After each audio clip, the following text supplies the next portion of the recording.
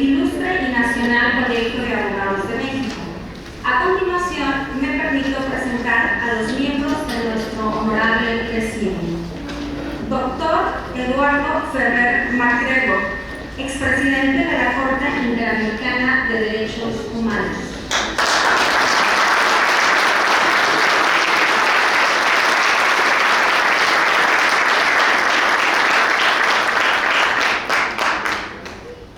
Maestro Arturo Pueblita Fernández, presidente del Ilustre y Nacional Colegio de Abogados de México.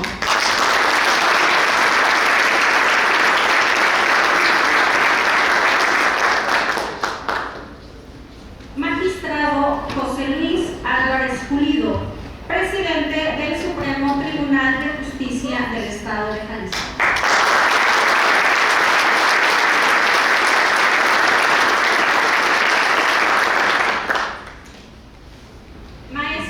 Juan Alberto Rubalcaba González, presidente del Ilustre y Nacional Colegio de Abogados de México en su capítulo Occidente.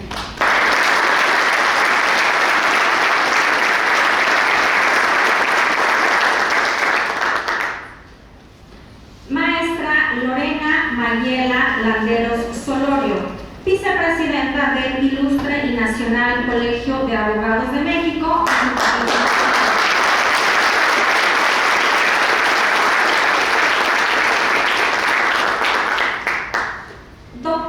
Alfonso Pérez Cuellar Martínez, expresidente del Ilustre y Nacional Colegio de Abogados de México.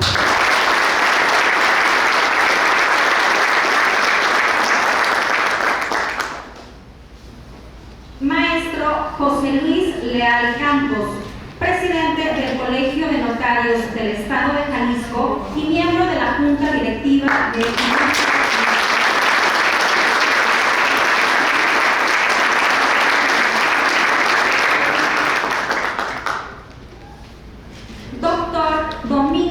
Ruiz López, expresidente del Ilustre y Nacional Colegio de Abogados de México.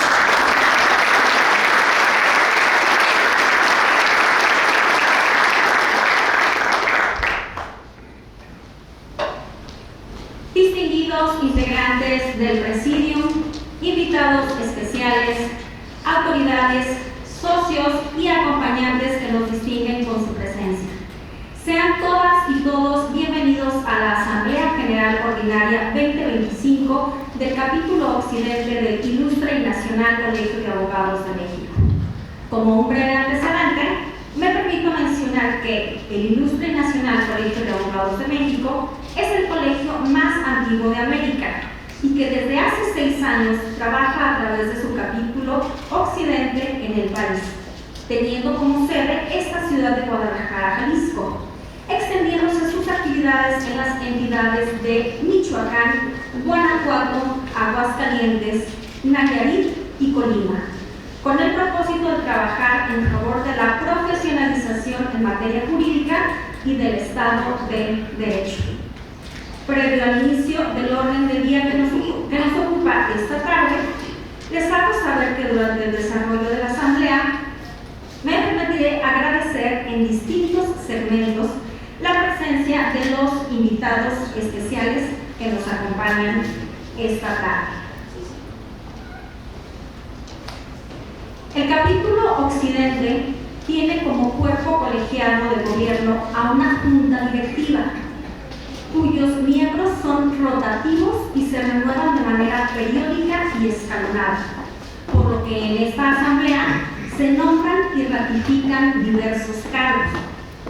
En consecuencia de lo anterior y dando seguimiento al orden del día y como primer punto, el maestro Arturo Pueblita Fernández, en su carácter de presidente del Ilustre y Nacional Colegio de Abogados de México, tomará la protesta de ley a los integrantes de la Junta Directiva en los cargos que se citarán por los periodos comprendidos de los años 2025 a 2027, y a quienes me permito solicitar puedan situarse frente al presidium formando una sola línea. Maestro Juan Alberto Rubalcaba González, en su carácter de presidente.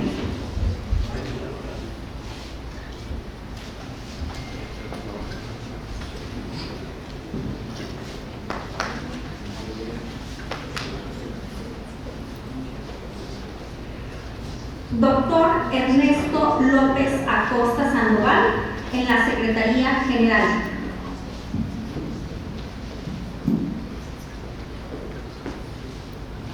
Maestra Marta Cecilia Gómez Alfaro, en la Secretaría General Adjunta.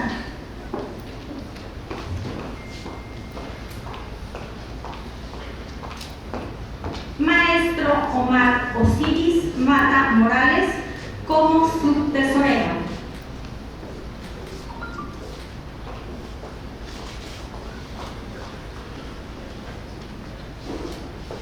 Licenciada Janet González Ortiz, en carácter de Contralora Regional.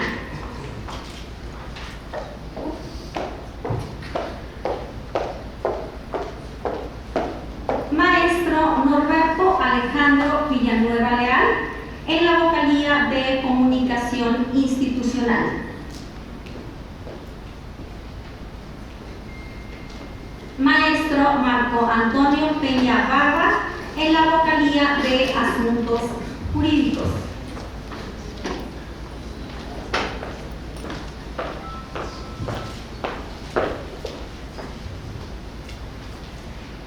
En este tenor cedo el uso de la voz para efectos de la toma de protesta al maestro Pueblita Fernández.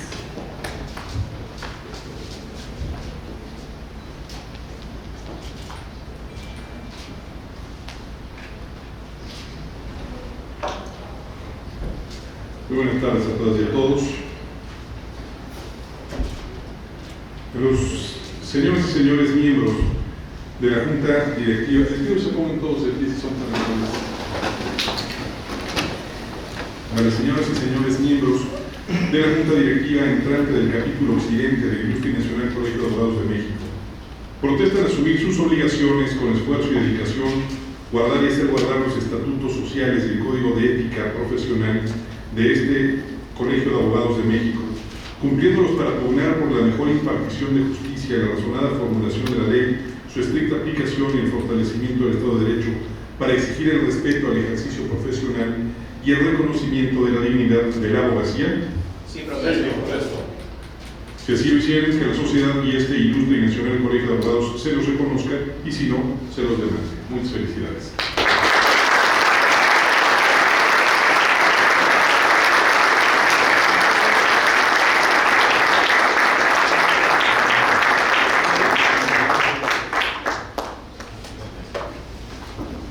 Muchas gracias al maestro Pueblita Fernández y enhorabuena a los miembros de la Junta Directiva del capítulo occidente que han tomado la protesta de ley esta tarde.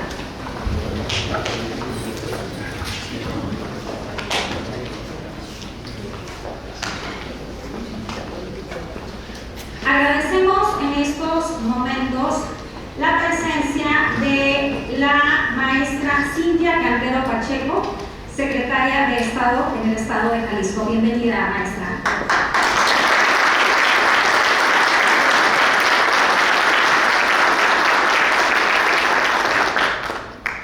Agradecemos de igual forma la presencia de la doctora María Isabel Álvarez Peña, directora de la Facultad de Derecho de la Universidad Panamericana en su campus Guadalajara.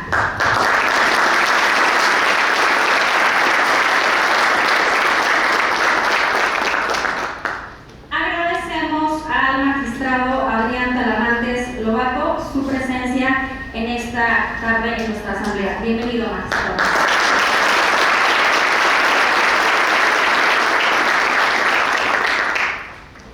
Muchas gracias por acompañarnos. Nos congratula que el capítulo occidente del Ilustre y Nacional Colegio de Abogados de México sigue creciendo en relación a sus agremiados. Es por ello que esta tarde 15 colegas que, al haber reunido los requisitos previstos en los estatutos, recibirán su diploma que los acredita como miembros de este colegio, así como la roseta correspondiente para posteriormente rendir la protesta respectiva. Por lo que, continuando con el desarrollo del orden del día que nos ocupa, solicitamos a los nuevos miembros pasar al presidium para recibir el respectivo diploma y roseta al ser nombrados, lo cual pedimos pueda llevarse a cabo, comenzando por su lado derecho para posteriormente formar una fila frente al honorable presidium para la toma de protesta ya citada.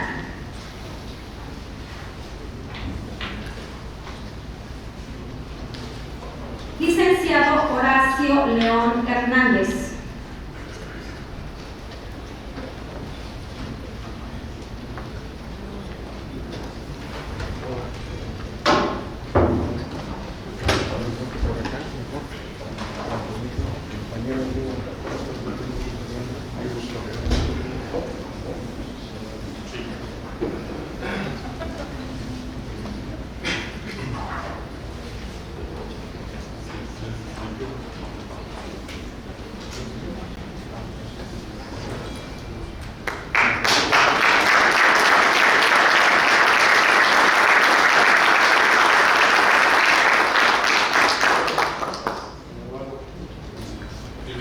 Licenciado Pedro Antonio Zorrilla Montesinos.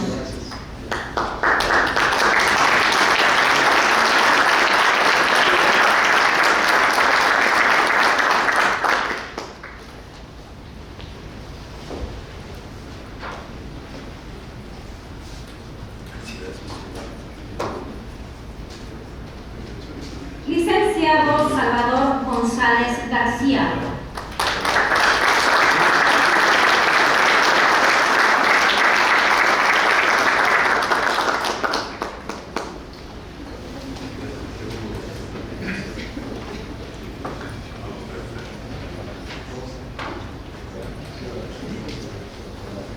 Licenciado José Guillermo García Murillo.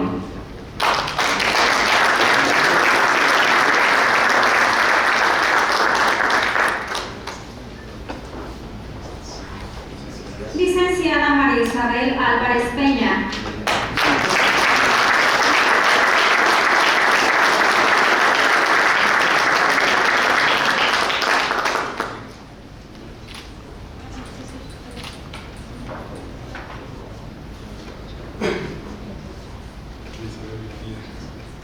Licenciada María Yolanda Asensio López.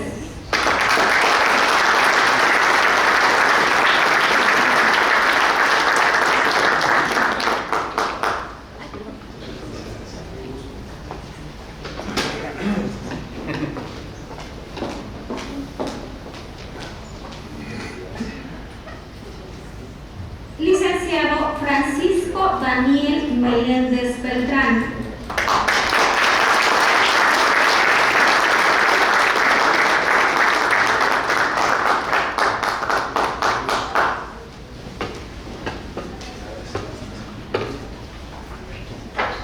Licenciada Esperanza Angélica Guarda Trejo.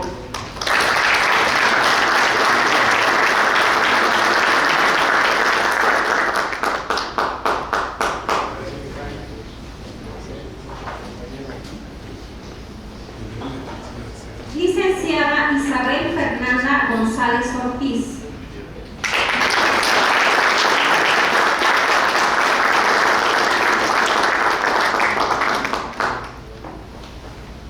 Licenciado J. Jesús González Hernández.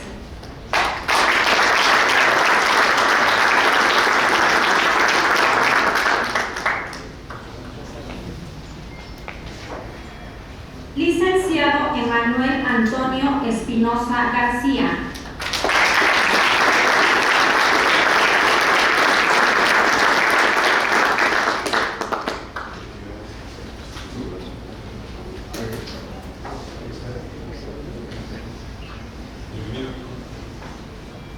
Solicitamos de nueva cuenta la presencia del maestro Arturo Pueblita Fernández, quien en su carácter de presidente del Ilustre y Nacional Colegio de Abogados de México tomará la protesta a los nuevos miembros del capítulo Occidente.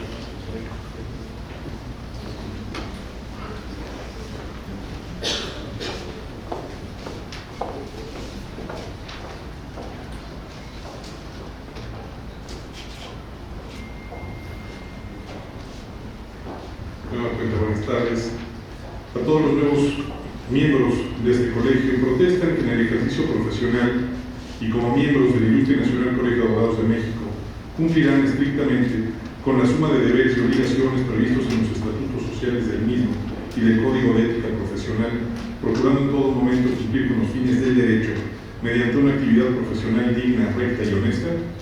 Sí, protesto. Si así no lo hicieren, que el colegio y la sociedad se los reclamen. Muchas gracias.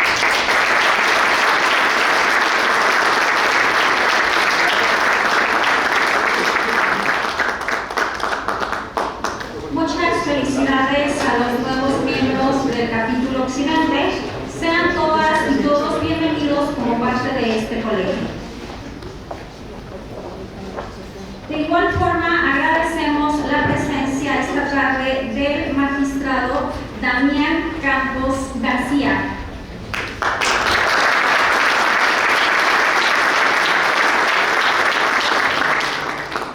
Asimismo, de la magistrada Claudia Mabel Curiel.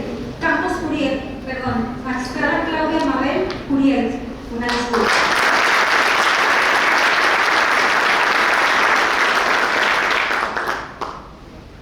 Del magistrado Mario Domínguez.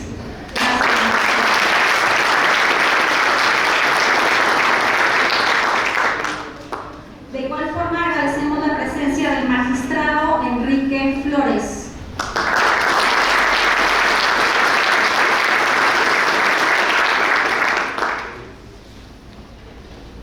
Bienvenido y muchas gracias por su presencia, magistrado Antonio Flores Allende.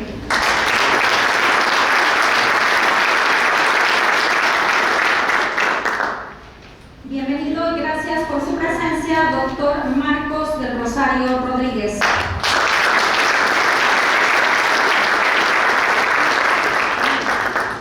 Gracias por su presencia al doctor y notario Guillermo Alejandro Gat Corona. Gracias.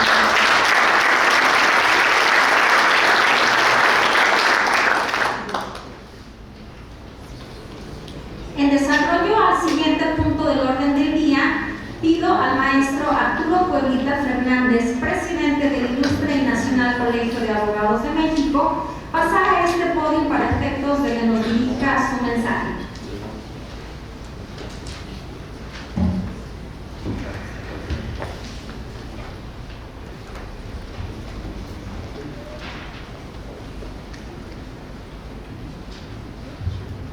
Muy buenas tardes, de nueva cuenta a todas y a todos. Para mí es un gusto poder participar de nueva cuenta y por última vez en mi carácter de presidente del Ilustre y Nacional Colegio de Abogados de México, al frente de una de las asambleas de nuestro colegio en el occidente del país. Debo señalar que me ha tocado en los últimos 5 años presenciar la evolución de este capítulo regional, que además, dicho sea de paso, hay que mencionar que nuestro colegio es un colegio único, es un colegio de membresía completa, en donde los miembros del colegio, independientemente de la entidad federativa donde vivamos, donde hayamos nacido y donde ejerzamos profesionalmente, tenemos absolutamente los mismos derechos y obligaciones. Mencionar que la regionalización de nuestro colegio tiende a la necesidad de reconocer espacios de encuentro y de participación profesional de los integrantes de la abogacía mexicana. Decirles que el Ilustre y Nacional Colegio de Abogados de México, si bien nos sentimos muy orgullosos de nuestro pasado, de nuestra historia, de nuestro origen, un colegio que este año cumple 265 años de existencia, un colegio en el que no nada más ha sido testigo de la evolución de México, sino que ha sido también partícipe en la creación y en la consolidación del proyecto nacional llamado México. Decirles que en este mismo colegio hemos estado trabajando y hemos seguido dando la lucha y dando la cara y la batalla y alzando la voz cuando hemos visto que existen situaciones que ponen en riesgo la independencia judicial, la democracia y el Estado de Derecho en México. Y no ha sido la excepción. En estos 5 años que me ha tocado estar al frente del Ilustre Nacional Colegio de Abogados de México, me ha tocado participar acompañado de una gran cantidad de valiosas y valiosos miembros de la abogacía mexicana al frente de una cruzada para defender el Estado de Derecho, para defender los derechos humanos y para defender a la abogacía. Debo decirles que para mí ha sido motivo de orgullo ver el crecimiento del colegio, ver el crecimiento de este capítulo occidente y ver la profesionalización a través de la cual el actual presidente Alberto Rubalcaba ha continuado con el crecimiento del rumbo de este capítulo occidente, que además fue fundado como presidente de este capítulo mi querido amigo Domingo Ruiz López, quien impulsó y desde el principio ha dado mucho seguimiento a la creación de espacios de fortalecimiento de la abogacía en el occidente del país. Quiero pedirles para ambos un fuerte aplauso.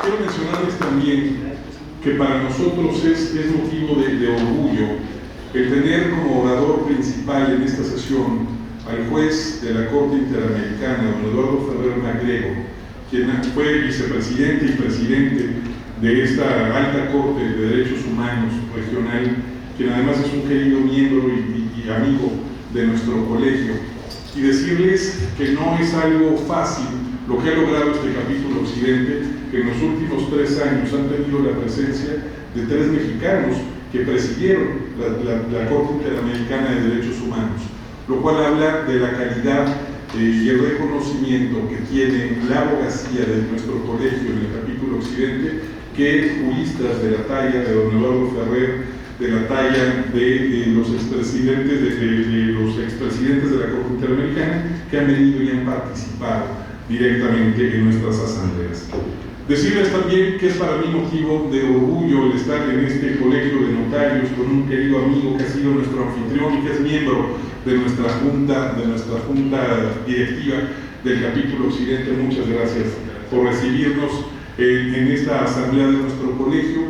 No quiero alargarme más en el uso de la voz, porque además quiero escuchar lo que nos va a decir el doctor Ferrer Magrego, también el mensaje que nos va a mandar el presidente Alberto Rubalcaba, pero decirles que para mí ha sido un motivo de orgullo poder participar, que seguiré siempre cercano al capítulo occidente, que siempre lo digo, siempre lo reitero, yo soy 50% jalisciense y soy 100% del occidente del país, toda vez que todos mis antepasados, la mitad son de Jalisco y la otra mitad es de Guanajuato y de Michoacán. Entonces, para mí, estar en este capítulo occidente es como estar en casa. Les agradezco a todos su presencia, bienvenidos a los nuevos miembros, a los invitados especiales, mis saludos y mi agradecimiento. Muchas gracias a todos.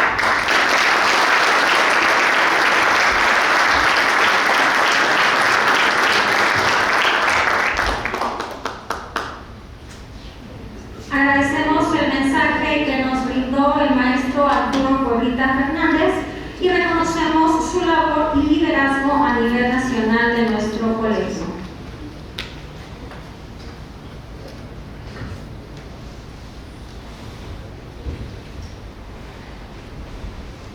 De igual forma, agradecemos esta tarde la presencia del licenciado Miguel Ángel Landeros, presidente del Consejo Empresarial Mexicano de Comercio Exterior.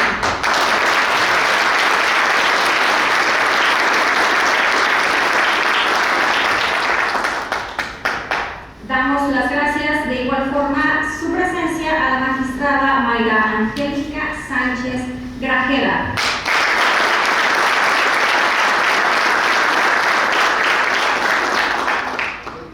Bienvenida y muchas gracias, maestra María Teresa de la Concha, presidenta de la Barra Mexicana de Abogados en su capítulo Jalisco.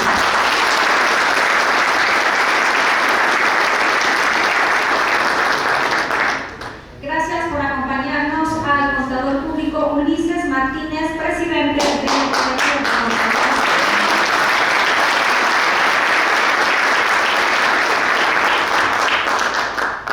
De igual forma, agradecemos la presencia del maestro Augusto Chacón Benavides, director de Jalisco Cómo Vamos.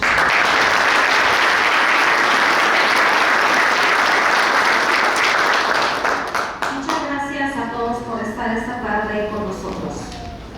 El ilustre y nacional Colegio de Abogados de México tiene dentro de sus compromisos estar a la vanguardia en los temas tan versátiles que distinguen el mundo del derecho, por lo que dentro de sus objetivos se encuentra el de fomentar la participación de la membresía en las actividades académicas del colegio, que trasciendan en su actualización y capacitación profesional y que redunden en beneficio de la sociedad.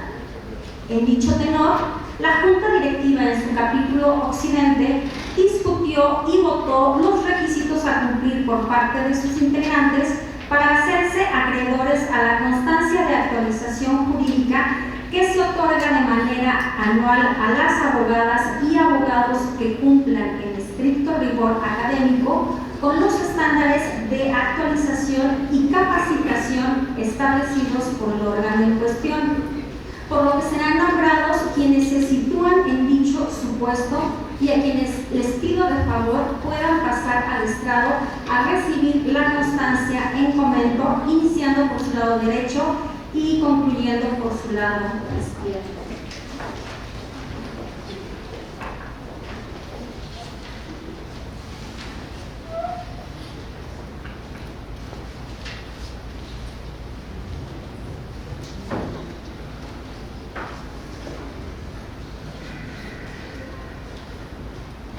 Un momento, por favor.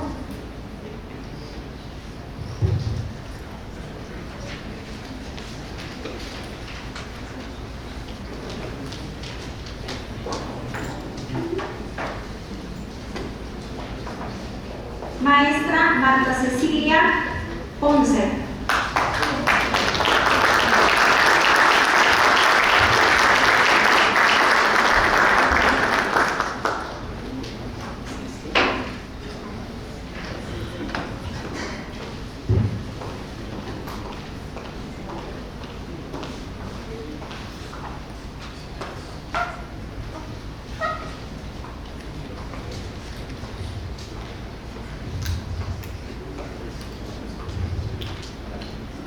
Maestro Roberto Alejandro Villanueva Leal.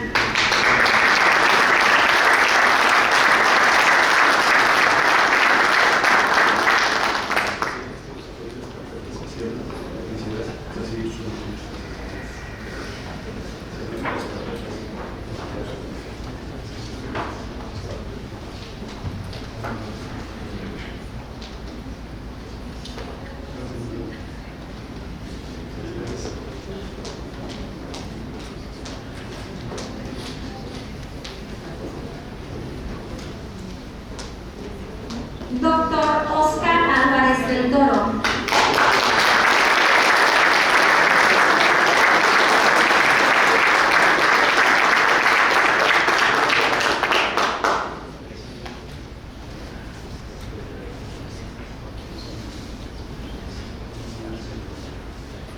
Doctor Gustavo Amezcua Gutiérrez.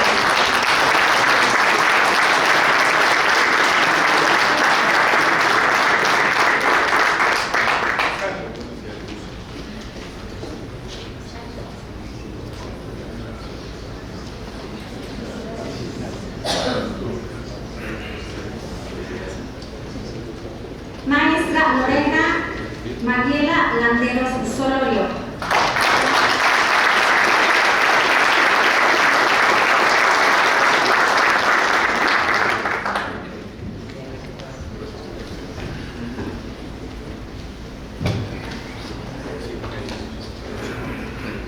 Maestro Marco Antonio Peña Barba.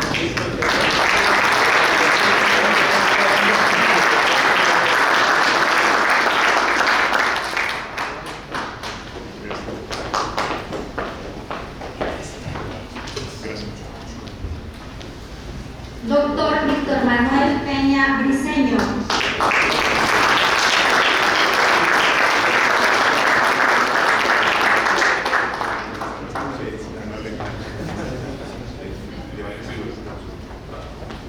¿Lo recibes por poder también? Maestro Oscar Guillermo Roldán Plasencia.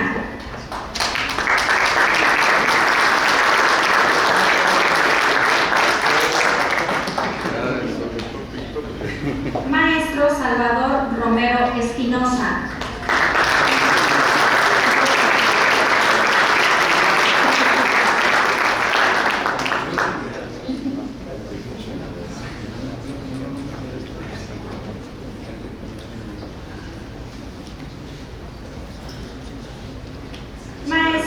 Luis Javier Reynoso Cepeda.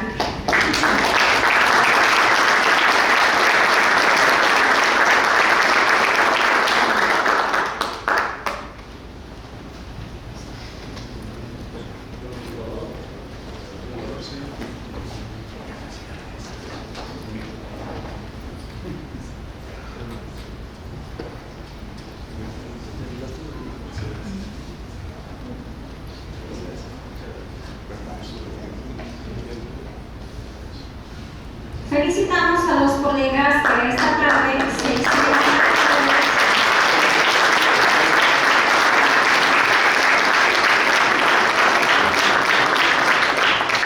A circunstancia de actualización 2024, reconocemos su esfuerzo, empeño y dedicación en las actividades académicas llevadas a cabo por el colegio.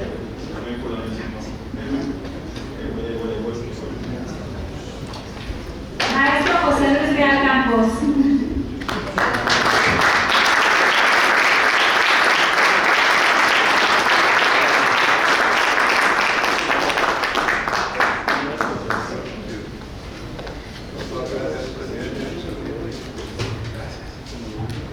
También el doctor Luis Enrique Osuna, que andaba por ahí.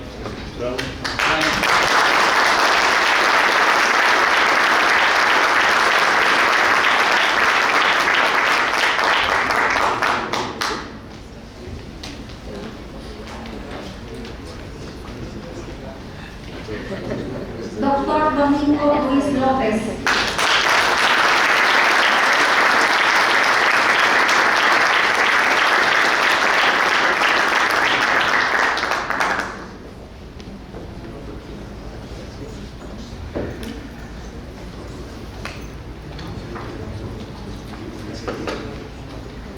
Maestra María Fernanda Barriga.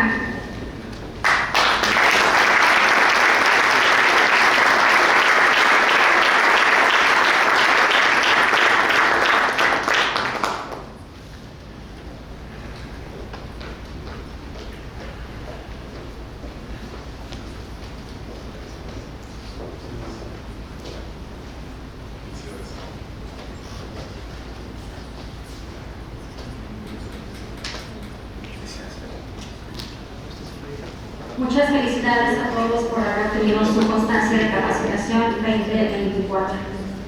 En seguimiento al desarrollo del orden del día, a continuación se les transmitirá un video que refleja el informe de actividades llevadas a cabo en el año 2024 por el capítulo occidente del Ilustre y Nacional Colegio de Abogados de México.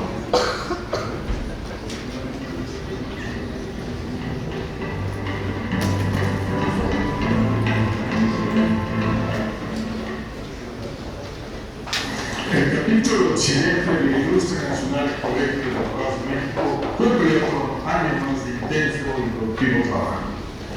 Entre marzo del 24 a marzo del 25, hemos llevado a cabo múltiples actividades con la participación de la extraordinaria membresía de nuestro colegio.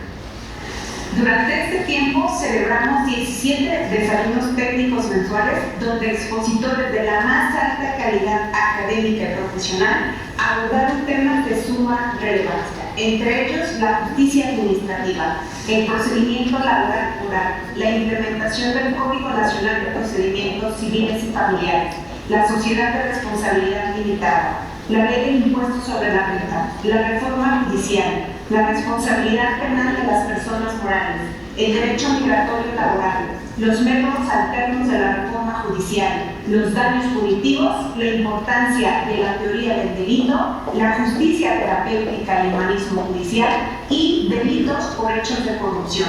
En conjunto, a estos desayunos asistieron más de 480 participantes. Agradecemos a los ponentes invitados, al magistrado Horacio León, a los jueces Melanie Ramos, Raúl Vázquez y Arturo García, al maestro Alejandro Segre, al doctor Luis Reynoso Cepeda, al doctor Gustavo Carlos Moreno, al doctor Carlos Enríquez Zuluaga, al doctor Gustavo Mezcua, al maestro Arturo Corita Fernández, nuestro presidente, a magistrada Manuel Toriel, el doctor Albertico Quinto Sierra, el maestro Gustavo González Matute, el juez José Quintero, el licenciado Pablo González Vázquez, notario público, el licenciado Tomás Regalado, el doctor Jorge Medina, el doctor Salvador Romero, el magistrado Damián Campos y por supuesto al fiscal anticorrupción del maestro Gerardo Augusto Barro. Queremos hacer especial mención en la presentación de valiosas obras publicadas por la editorial Tirando Blanche, teniendo como autores a nuestros socios: Los daños cognitivos del doctor Jorge Medina, El derecho a la privacidad, obra del doctor Salvador Romero, Ley Federal de Procedimiento Contencioso en Esquemas, obra de los magistrados Luis Enrique Osuna Sánchez y Ricardo Arteaga Magallón, Derecho de las Nuevas Tecnologías, obra del doctor Luis Javier Reynoso Cepeda y el doctor José Manuel Magaña Rufino. La actividad del capítulo occidente se nutre con la participación activa de sus comisiones. Su trabajo representó 12 sesiones especializadas organizadas por las comisiones de Derecho Fiscal, siempre activa la Comisión de Derecho Fiscal, la Comisión de Derecho Civil, la Comisión de Derecho Constitucional, la Comisión de Derecho Mercantil, la Comisión de Derecho Administrativo y la Comisión de Incidencia Pública. La intensa actividad académica del capítulo occidente se ha manifestado destacadamente también en sus cursos y diplomados. Se organizó por el Colegio de Contadores Públicos de Guadalajara, se desarrolló con gran éxito la segunda edición del Diplomado de Derecho Fiscal y Empresarial, creado por el doctor Gustavo Amezcua con la asistencia presencial y remota de más de 75 alumnos de todas las partes de la República. Este diplomado se integró con 12 mundos, entre ellos los siguientes: aspectos fiscales, notariales y de seguridad social de las operaciones inmobiliarias, Ley Nacional de Medios Alternos de Solución de Controversias y la experiencia de éxito de Covecon, hermenéutica fiscal, filosofía empresarial, sabe inteligencia artificial, aspectos fiscales y patrimoniales de las familias y empresas binacionales, defensa fiscal frente a facultades de comprobación y gestión, e innovaciones tecnológicas en la fraude fiscal y la Secretaría del nuevo Código Nacional de Procedimientos Civiles y Familiares. Presentados por 36 destacados ponentes, entre ellos el doctor Óscar Álvarez de Pro, el maestro Alex Ricardo Rodríguez, el licenciado Carlos Flores Alvarado, el maestro Mariela Banderos Osorio, el doctor Guillermo Cepeda de Bona, el doctor Domingo Ruiz, el maestro Roberto Villanueva, el maestro Arturo Corita Fernández, el doctor Jaime Eduardo Hernández Rodríguez, el doctor Rodolfo Servín Gómez, el magistrado Juan Manuel Jiménez Illesca, el doctor Luis Manuel Pérez de Hacha, así como el propio director y creador de este diplomado, el doctor Gustavo Amezcua Gutiérrez. En el ámbito internacional, gracias al maestro Rodolfo Guerrero Martínez, el capítulo occidente del Ilustre Nacional Colegio de Abogados de México participó en el Máster Digital Lab Privacy and Business Tech, presentada por la Cámara de Comercio de Granada en España. Por otra parte, con la coordinación de la maestra Berenice Uriño, celebramos el Seminario Internacional Coincidencias del Derecho desde la perspectiva de México y Brasil, organizado por la Comisión de Derecho Internacional de la Orden de Abogados de Brasil, subsección Bauru, con los participantes por Brasil, la doctora Marcia Negrisoli, el doctor Maorsi Cará, y en México el doctor Víctor Manuel Peña Diseño y el maestro Juan Alberto Rubalcaba. Queremos destacar que el Ilustre Nacional Colegio de Abogados de México, a través del capítulo occidente, organizó en una edición totalmente gratuita para los periodistas este diplomado de Derecho para Periodistas, con clases magistrales que abordaron temas tan importantes como la Constitución, los tratados internacionales, los órganos constitucionales autónomos, la defensa constitucional, el derecho penal, el derecho laboral, el derecho fiscal, el derecho civil, el derecho de autor, derechos humanos, derecho de la información, libertad de expresión, derecho a la réplica, libertad de imprenta y su protección en la Corte Interamericana de Derechos Humanos, responsabilidad patrimonial del Estado, mecanismos de protección para periodistas en México, responsabilidad penal de los periodistas, protección de datos personales y transparencia y acceso a la información. Fueron también coorganizadores del 7º Congreso Internacional de Derecho Fiscal en la Universidad Michoacana de San Nicolás de Hidalgo. En tanto que en el TEC de Monterrey, con la presentación del doctor Luis Reynoso, participamos en el segundo encuentro regional de propiedad intelectual, coorganizado por la Barra Mexicana, ANADE, ANTI y el TEC de Monterrey. Los días 28 y 29 de agosto celebramos en la Universidad Panamericana, Campus Guadalajara, el segundo Congreso Regional del Capítulo Occidente de Ilustre Nacional Colegio de Abogados de México, que fue dedicado de manera muy especial y muy sentida a la independencia judicial. Se integró con la conferencia magistral a cargo del doctor Carlos Barney y siempre en estas temáticas en las que participaron la magistrada María Curiel, el doctor Horacio León, el doctor Marcos del Rosario Rodríguez, el maestro José Luis Leal Campos, la consejera Gabriela Sánchez, el doctor Ernesto López Acosta, el juez Arturo Feinberg, el juez Roberto Villanueva, el doctor Jorge Medina, el doctor Luis Reynoso, el doctor Albertico Guinto, el maestro Álvaro Bacaro, por supuesto, la maestra Estefanía García Martínez Negrete, nuestra presidenta, el maestro Arturo Paulita Fernández, la maestra Mariela Landeros Olorio, el doctor Domingo Luis López, el doctor Gustavo Mezcla Gutiérrez, la jueza Celeste Rodríguez, el maestro Carlos Ferrán, el maestro Omar Mata, la doctora Sonia León Tobar, la maestra Karen Camarena, el maestro Marco Antonio Peña Barba y la maestra Marta Cecilia Gómez Alvaro. Muchas gracias a la Universidad Panamericana Campus Guadalajara por hacer posible este congreso. El programa La Toga Diálogo con Juristas es un esfuerzo del capítulo occidente del Ilustre Nacional Colegio de Abogados de México por la difusión de la cultura jurídica. Hasta la fecha se han publicado 17 podcasts que pueden ser escuchados en Spotify o en nuestro canal de YouTube. El capítulo occidente ha sido convocado en muchos eventos de incidencia académica y social. Nuestros socios participaron activamente en representación del capítulo occidente en foros, eventos y actividades organizadas por el Supremo Tribunal de Justicia de Jalisco, Instituto de Justicia Alternativa, Casa de la Cultura Jurídica de la Suprema Corte de Justicia de la Nación, la Feria Internacional del Libro de Guadalajara, el Colegio de Notarios de Jalisco, el Colegio de Contadores Públicos de Guadalajara, IMED, Barra Mexicana, ANADE, Abogadas MX, Universidad Panamericana, ITESO, TEC de Monterrey, Universidad de Guadalajara, Universidad del Valle de Atemajac, Universidad Michoacana de San Nicolás de Hidalgo, IDEC, Congreso de la Unión, Coparmex, Cámara Nacional de Comercio de Guadalajara, Jalisco Companys, American Chamber, Cámara de Comercio de Granada, CONCE de Occidente, Asociación de Franquicias de Occidente, el Banco de Alimentos de Guadalajara. En el proceso electoral, el capítulo occidente invitó a los candidatos de todos los partidos políticos a presentar ante nuestra membresía sus propuestas políticas. Sin preferencia política alguna, recibimos a los entonces candidatos Francisco Ramírez Acuña, Verónica Delgadillo, Claudio Delgadillo y con el Colegio de Contadores Públicos de Guadalajara recibimos al candidato Juan José Franel. En el entorno de la reforma judicial, el capítulo occidente fue claro de expresar su posición firme en pro de la independencia judicial y de la carrera judicial. Así nuestros foros legislativos, académicos, empresariales y en los medios de comunicación. Nuestro compromiso con el Estado de Derecho es irrenunciable. Con la misma convicción, convocados por Jalisco Cómo Vamos, participamos con la Universidad Panamericana, el ITESO, la UNIVA, el TEC de Monterrey, la Barra Mexicana Colegio de Abogados, la organización Juicio Justo y la Fundación Konrad Adenauer en un esfuerzo ciudadano para que la reforma judicial en Jalisco propicie que funjan como juzgadores los mejores perfiles en cuanto a capacidad, experiencia, carrera profesional, honestidad, ausencia de conflicto de intereses, no deudores alimentistas, en suma, jueces independientes, solo comprometidos con el derecho y con la justicia.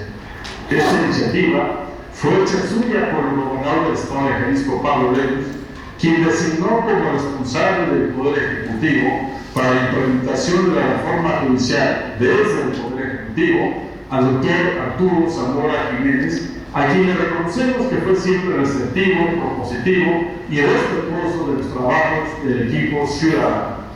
La participación de toda la sociedad es indispensable para que Jalisco se dirija y avance hacia el mejor sistema de justicia del país y así también en todos los estados y en la República entera. Todas estas actividades han sido posibles gracias a la Junta Directiva, gracias a los coordinadores de comisiones y de manera muy especial gracias al esfuerzo y dedicación constante y entusiasta de la licenciada Alejandra González, gerente del capítulo Occidente. Y por supuesto,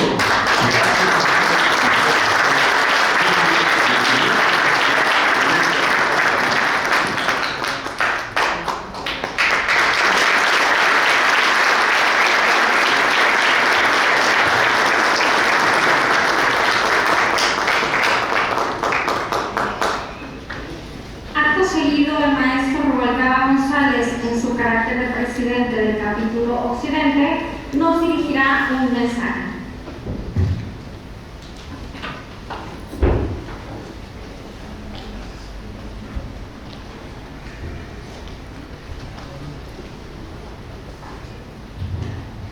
Doctor Eduardo Ferrer Magrego, expresidente de la Corte Interamericana de los Derechos Humanos. Maestro Arturo Pueblita Fernández, presidente del Ilustre y Nacional Colegio de Abogados de México. Maestro José Luis Vidal Campos, presidente del Colegio de Notarios de Jalisco. Doctor Domingo Ruiz, expresidente del Capítulo Occidente y coordinador general de capítulos regionales de nuestro querido colegio. Maestra Mayera Valderos Sororio, vicepresidenta del Capítulo Occidente. Y mi querido amigo Alfonso Pérez Cuellar, expresidente del Ilustre Nacional Colegio de Abogados de México. Distinguidas, invitados especiales, abogadas y abogados. Quiero agradecer en primer término el voto de confianza que he recibido de la membresía del Capítulo Occidente para continuar al frente de la Junta Directiva por un segundo y último periodo. Seguiremos los tres ejes que marcamos en el primer ejercicio: preparación continua de la abogacía, promoción del Estado de Derecho e incidencia social. En julio del presente año habrá relevo nacional en la presidencia del Ilustre y Nacional Colegio de Abogados de México. Aprovecho esta oportunidad para felicitar al presidente Arturo Pueblita Fernández por todo el esfuerzo que ha llevado al frente del colegio en todos los foros nacionales e internacionales, por Europa, por América y por las universidades más importantes, llevando siempre la digna representación no solo del ilustre, sino de la abogacía mexicana. Presidente, queremos ratificarle nuestro apoyo como presidente del comité organizador del Congreso Mundial de la Unión Internacional de Abogados, que se celebrará en octubre en este año en Guadalajara. La Unión Internacional de Abogados, a la que nuestro colegio pertenece, representa en todo el mundo a más de 1.200.000 abogados y está próxima a cumplir 100 años. Por segunda vez, un mexicano, el licenciado Fernando Hernández, quien además es tapatío, tomará protesta como presidente de la Unión Internacional de Abogados. Es un privilegio para México, para Guadalajara y para la abogacía recibir este congreso de carácter mundial, y todo el éxito, mi querido presidente Arturo Pueblita. Agradecemos también de manera muy especial al maestro José Luis Vidal Campos, distinguido socio del Ilustre y miembro de la Junta Directiva, por su hospitalidad y por hacer posible esta asamblea en este digno recinto, y también por todo el consejo y el apoyo que siempre cotidianamente da al Ilustre. Por su conducto, presidente, nuestro agradecimiento a todo el gremio notarial. Saludo también a mi querido amigo Héctor Basulto, presidente de la Academia de Derecho Notarial del Colegio de Notarios de Jalisco. Y de manera muy especial, quiero agradecer al doctor Eduardo Ferrer Magrego, expresidente de la Corte Interamericana de los Derechos Humanos, por aceptar esta invitación y por honrarnos como orador oficial, y porque ha hecho, y debo señalarlo de manera muy clara, un viaje express y exprofeso desde Madrid para estar con nosotros esta tarde. Muchas gracias, doctor Eduardo Ferrer Magrego. Además, quiero agradecer por promover por el capítulo Occidente del Ilustre Nacional Colegio de Abogados de México. Quiero agradecer al doctor Eduardo Ferrer Magrego la organización del curso especializado de protección supranacional de los derechos fundamentales, que será presentado por la Escuela de Práctica Judicial de la Universidad Complutense, donde además el propio doctor Eduardo Ferrer Magrego será y catedrático en este curso. Están invitados, señor presidente, los notarios, desde luego jueces, magistrados y la abogacía en general, en aprovechar y tener la enorme oportunidad de cursar este extraordinario acto académico de Universidad Complutense organizado con el Ilustre y Nacional Colegio de Abogados de México. El Estado de Derecho no debe ser un concepto abstracto, debe ser una realidad disputable, y la abogacía no puede ser indiferente cuando éste se fractura. A unas pocas cuadras de aquí, el Monumento de los Niños Héroes, ahora conocido como Glorieta de los Desaparecidos, nos muestra el rostro de cientos de mujeres y hombres arrebatados a sus familias por el crimen organizado. El rancho Izaguirre en Teuchitlán llevó a la opinión pública nacional e internacional el horror que se ha venido acumulando desde hace más de 3 sexenios en México. Más de 100,000 desaparecidos, 75% de los municipios del país con reportes de desaparecidos, 575 municipios con fosas clandestinas. Hablamos de Teuchitlán, pero también de Tala, de Tlajomulco, de Tlaquepaque, de Tonalá, de Teopertiche, de Tamaulipas, de Tabasco, de Guerrero, de Sonora, de Sinaloa, de Nuevo León, de Michoacán, del Estado de México, de Veracruz y de muchos lugares más. Así como las madres y abuelas de la Plaza de Mayo en Argentina buscan a sus hijos y nietos arrebatados por la dictadura, en México las madres buscadoras bajo el rayo del sol y la amenaza del crimen organizado, con pico y pala, buscan los restos de sus hijos en campos, cañadas, barrancas y fincas abandonadas. Es una verdadera tragedia. El Estado mexicano está en deuda con ellas. Mientras haya madres buscando a sus hijos desaparecidos, todo México es Teuchitlán. Hace un año, en la Asamblea 2024, alertábamos sobre la iniciativa de reforma judicial. Lamentablemente ocurrió. La voluntad de un déspota no ilustrado, la sumisión de muchos y la traición de otros la hizo posible. La reforma ha sido el golpe más fuerte a la República y a la división de poderes, el Ejecutivo y el Legislativo regodeándose con el Judicial. ¿Qué mayor afectación a la división de poderes y a la independencia judicial puede haber que la destitución de todas y todos los jueces y magistradas de todos los poderes judiciales? Locke y Montesquieu ignorados. El rencor de quien impuso la reforma la acompañó con el discurso de odio, la acusación de que los jueces son corruptos. En el libro El proceso de Kafka, Joseph K. una mañana es detenido en su habitación. Sus captores no saben por qué delito lo detienen. ¿Por qué sucede esto si vivimos en un Estado de Derecho donde las leyes se respetan?, se pregunta Joseph K. Ni su abogado ni él supieron nunca el delito por el que fue acusado. Joseph K. nunca recibió una sentencia. La sentencia era el propio proceso incoado, proceso perdido, afirma Kafka. Al final, Joseph K. fue ejecutado sin conocer su falta.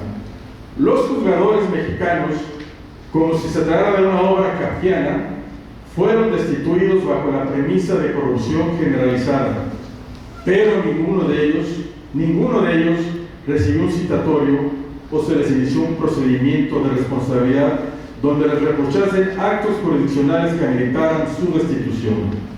Como Joseph K., los jueces nunca supieron los cargos en su contra. Como Joseph K., los juzgadores mexicanos fueron destituidos sin derecho de audiencia.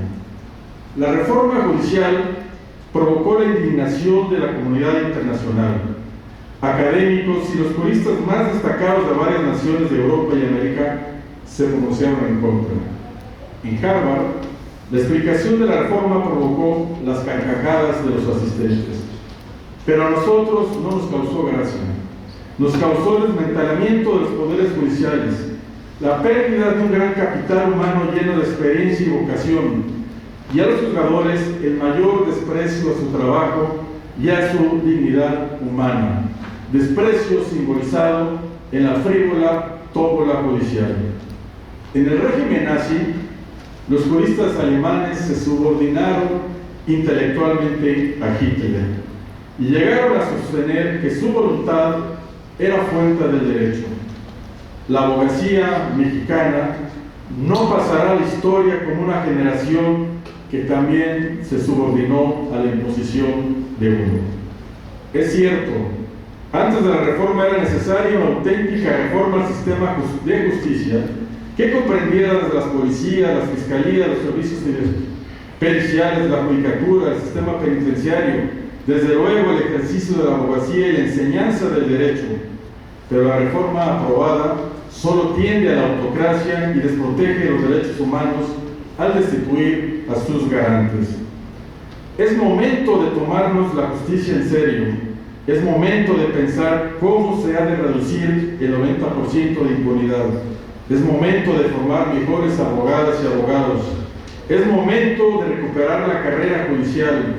Es momento de llamar a una auténtica reforma sobre los principios de independencia judicial, inamovilidad de los jueces, acceso y ascenso transparente en la carrera judicial de los más capaces, jueces independientes a los partidos y a cualquier grupo de poder. Trabajemos por recuperar la razón, trabajemos por recuperar la Constitución secuestrada. El doctor Ferrer MacGregor nos pregunta, ¿cuáles son los retos de la abogacía? La pregunta del doctor Ferrer MacGregor lleva implícita una afirmación: la abogacía está retada por el nuevo entorno judicial y político. ¿Cuáles son los retos? Cada uno tendrá su respuesta según su formación, su perfil, su personalidad, sus ideales, pero los retos existen. El populismo destrozó los poderes judiciales. El populismo tiene tentación por el notariado mexicano. No descartamos abogadas y abogados que el populismo venga por nosotros. Hace poco, una ministra sostenía que los abogados cobran grandes honorarios y que se les debía cobrar tasas por su trabajo. Dice el doctor Domingo Ruiz: ministra, esa tasa se llama impuesto sobre la renta. El populismo no razona, solo busca empalagar. ¿Cuál es el reto de la abogacía? Cualquiera que sea, esta debe considerar cuáles son los fines irrenunciables de la abogacía. Sin duda, el Estado de Derecho, y hoy más que nunca ante el embate internacional, la democracia. Dworkin llamó a tomar los derechos en serio. En este tiempo nos llama a tomar la justicia en serio. Muchas gracias.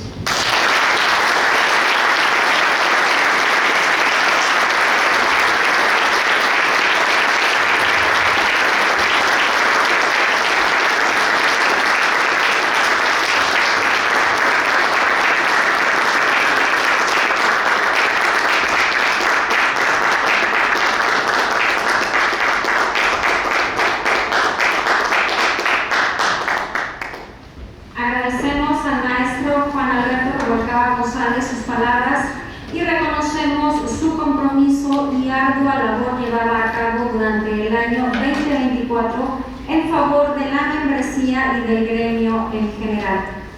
Nos permitimos de igual forma agradecer la asistencia esta tarde del licenciado Javier Marconi Montero, secretario del Instituto de Justicia Alternativa del Estado de Jalisco.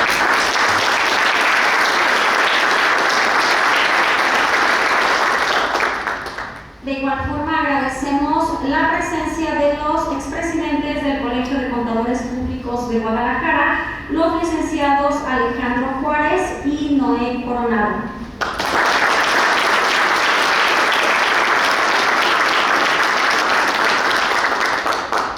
Asimismo, gracias por su presencia, maestro Héctor Basulto Barocio, presidente de la Academia Jalisciense de Derecho Notarial.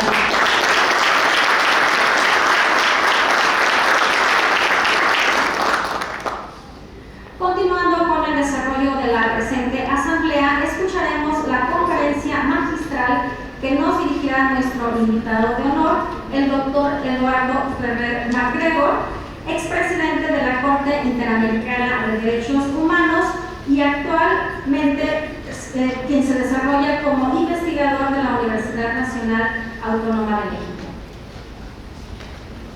Cedo el uso de la voz al doctor MacGregor.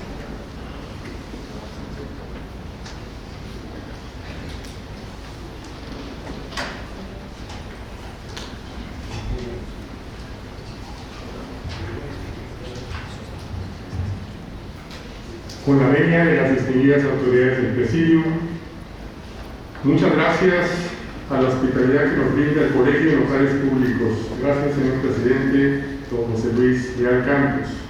Por supuesto, agradezco profundamente la invitación que me formuló el maestro Alberto Rubalcaba, presidente del capítulo occidente del Ilustre y Nacional Colegio de Abogados de México. Muchas gracias, Alberto, por estos días de hospitalidad, por todas las atenciones recibidas. Es un verdadero honor participar en esta asamblea. Y aprovecho para felicitarte por la labor realizada, así como felicitar a la vicepresidenta, la maestra Mayela Landeros, y a los restantes integrantes de la mesa directiva, que ayer tuve la oportunidad de intercambiar ideas en una gratísima reunión y que ahí preguntaba cuáles eran los retos de la abogacía mexicana. Les deseo mucho éxito en esta renovada encomienda, especialmente en estos tiempos tan complejos que estamos viviendo. También agradezco la presencia de mi querido amigo, don Arturo Pueblita, presidente del ICAM. Muchas felicidades, Arturo, por esta labor tan importante y valiente que ha realizado en estos años. A mí me consta la proyección internacional que le ha dado al Ilustre Nacional Colegio de Abogados de México. Tuvimos la fortuna de recibirte junto con varios de sus integrantes en Costa Rica para celebrar un convenio con la Corte Interamericana de Derechos Humanos.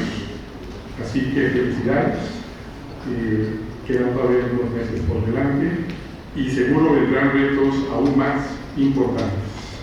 Y también agradecer la presencia del expresidente, mi amigo don Alberto Pérez Cuellar, también el expresidente, si no mal recuerdo, del Consejo Federal de la Abogacía, y tengo entendido que también vicepresidente del Senado de la UIA, de la Unión Internacional de la Abogacía, que tendrá, y ya se anunció, el Congreso este año, finales de octubre, aquí en Guadalajara. Y saludo también con afecto al expresidente de la sección Occidente, al doctor Domingo Ruiz, y lo felicito, me enteré el día de ayer, por su reciente nombramiento como presidente del Instituto Latinoamericano de Derecho Tributario.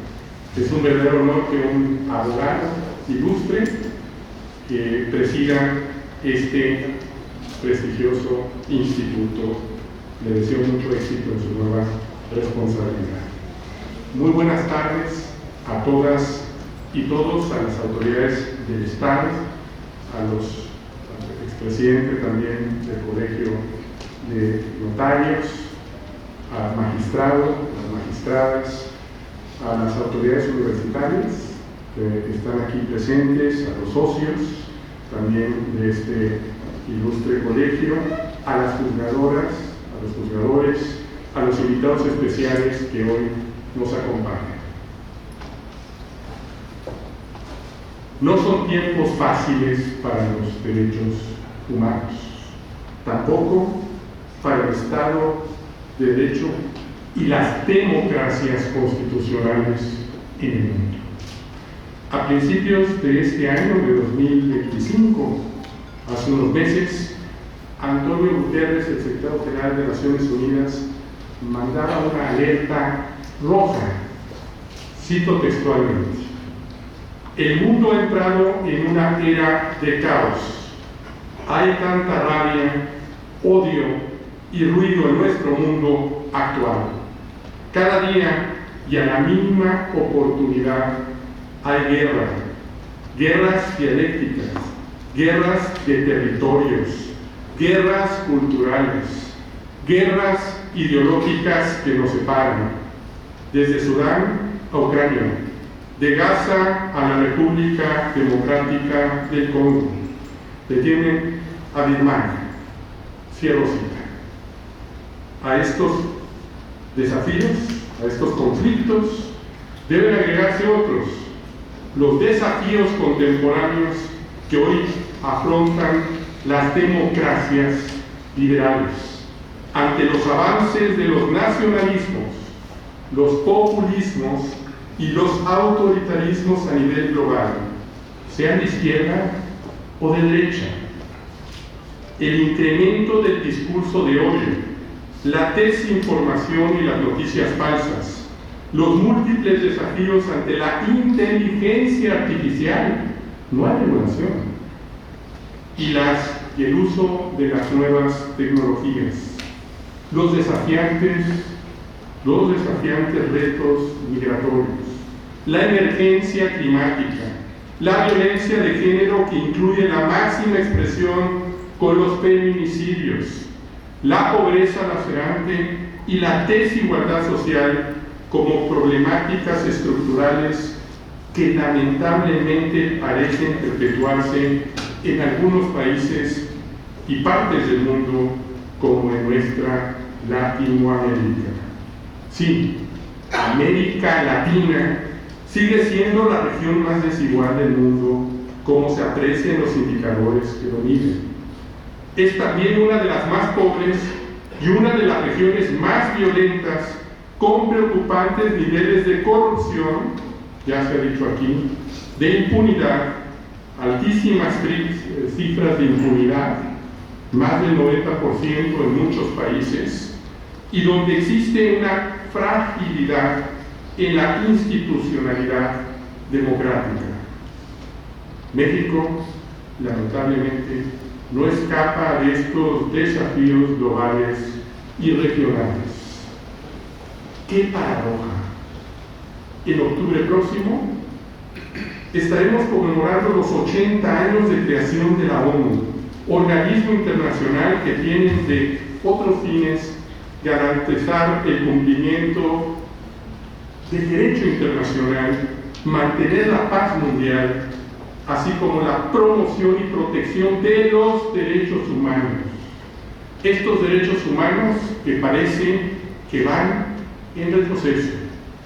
También hace 80 años, hay que recordar, aquí, en nuestra patria, en México, en febrero de 1945, y antes de que terminara la Segunda Guerra Mundial, se llevó a cabo la Conferencia Interamericana sobre Problemas de la Guerra y Paz, conocida como la Conferencia de Chapultepec, por haberse celebrado en la sede del Castillo de Chapultepec, en la hoy Ciudad de México. De esta conferencia, estamos hablando febrero-marzo de 1945, surgieron la Carta Económica de las Américas y la Declaración de México, que es un documento que no se conoce o se conoce muy poco. Y de estos documentos se llevó a la creación de la Organización de los Estados Americanos, la OEA, en 1948.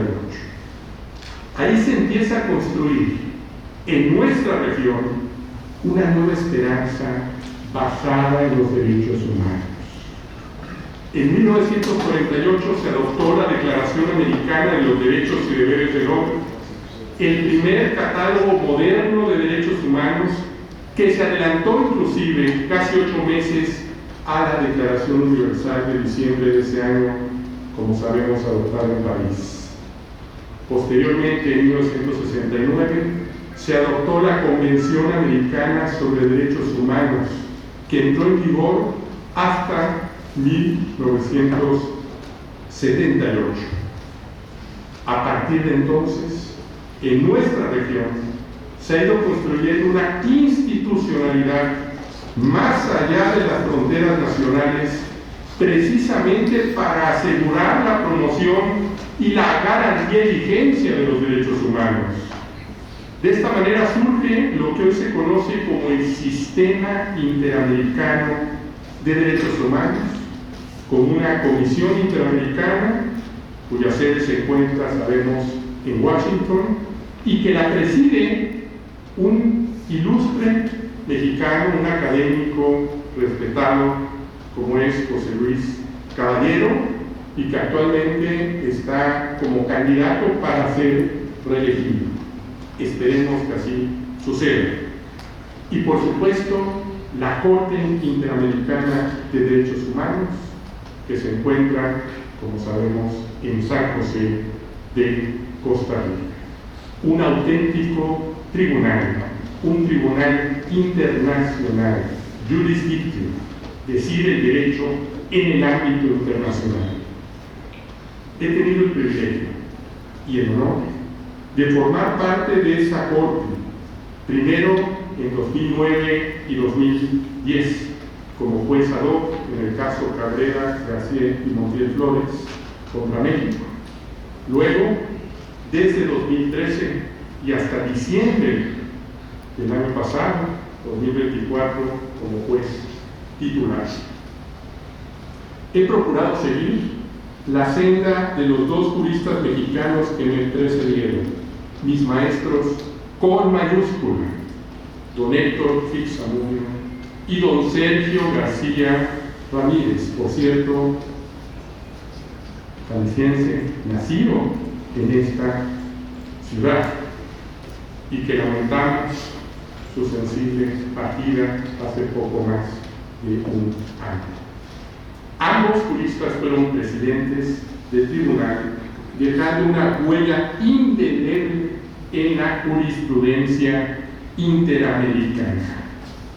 Y de eso quiero hablar, de esta jurisprudencia interamericana que hoy es vinculante para todas las personas juzgadoras de México, siempre y cuando sean de mayor protección. En sus 46 años de existencia, la Corte Interamericana ha forjado una sólida jurisprudencia que estimo hoy cobra especial importancia ante los retos globales y regionales a los que me he referido. Esta jurisprudencia podría resumirse, si me lo permiten, en 5 grandes líneas jurisprudenciales, que brevemente haré referencia a ellas, señalando algunos casos recientes, muy recientes, cuyos estándares estimo de la mayor importancia en la actualidad. Primero, resulta paradigmática la jurisprudencia interamericana en lo que se ha denominado casos graves de violaciones de derechos humanos, desapariciones forzadas de personas, que ya se mencionó aquí, ejecuciones extrajudiciales, masacres, tortura, pena de muerte y leyes de amnistía. Precisamente la primera sentencia que dictó la Corte Interamericana fue el caso Velázquez Rodríguez contra Honduras, cuando en todos los países de América Latina existían dictaduras cívico-militares, y en las que no había una dictadura perfecta, recordando esta frase de un intelectual que nos dejó hace poco. Ahí se estableció cuáles son los elementos constitutivos de la desaparición forzada de personas, cuando no había ningún código penal, cuando no había ningún tratado internacional, cuando no había ninguna normatividad nacional o internacional que lo estableciera.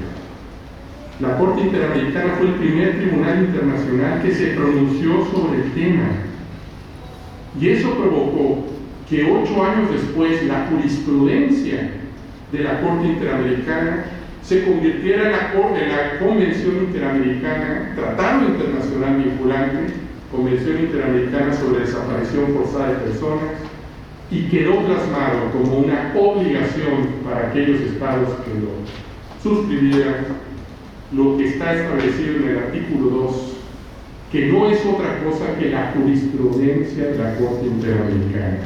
Para los efectos de la presente convención, se considera desaparición forzada, primer elemento, la privación de la libertad a una o más personas, cualquiera que fuera su forma, legal o ilegal.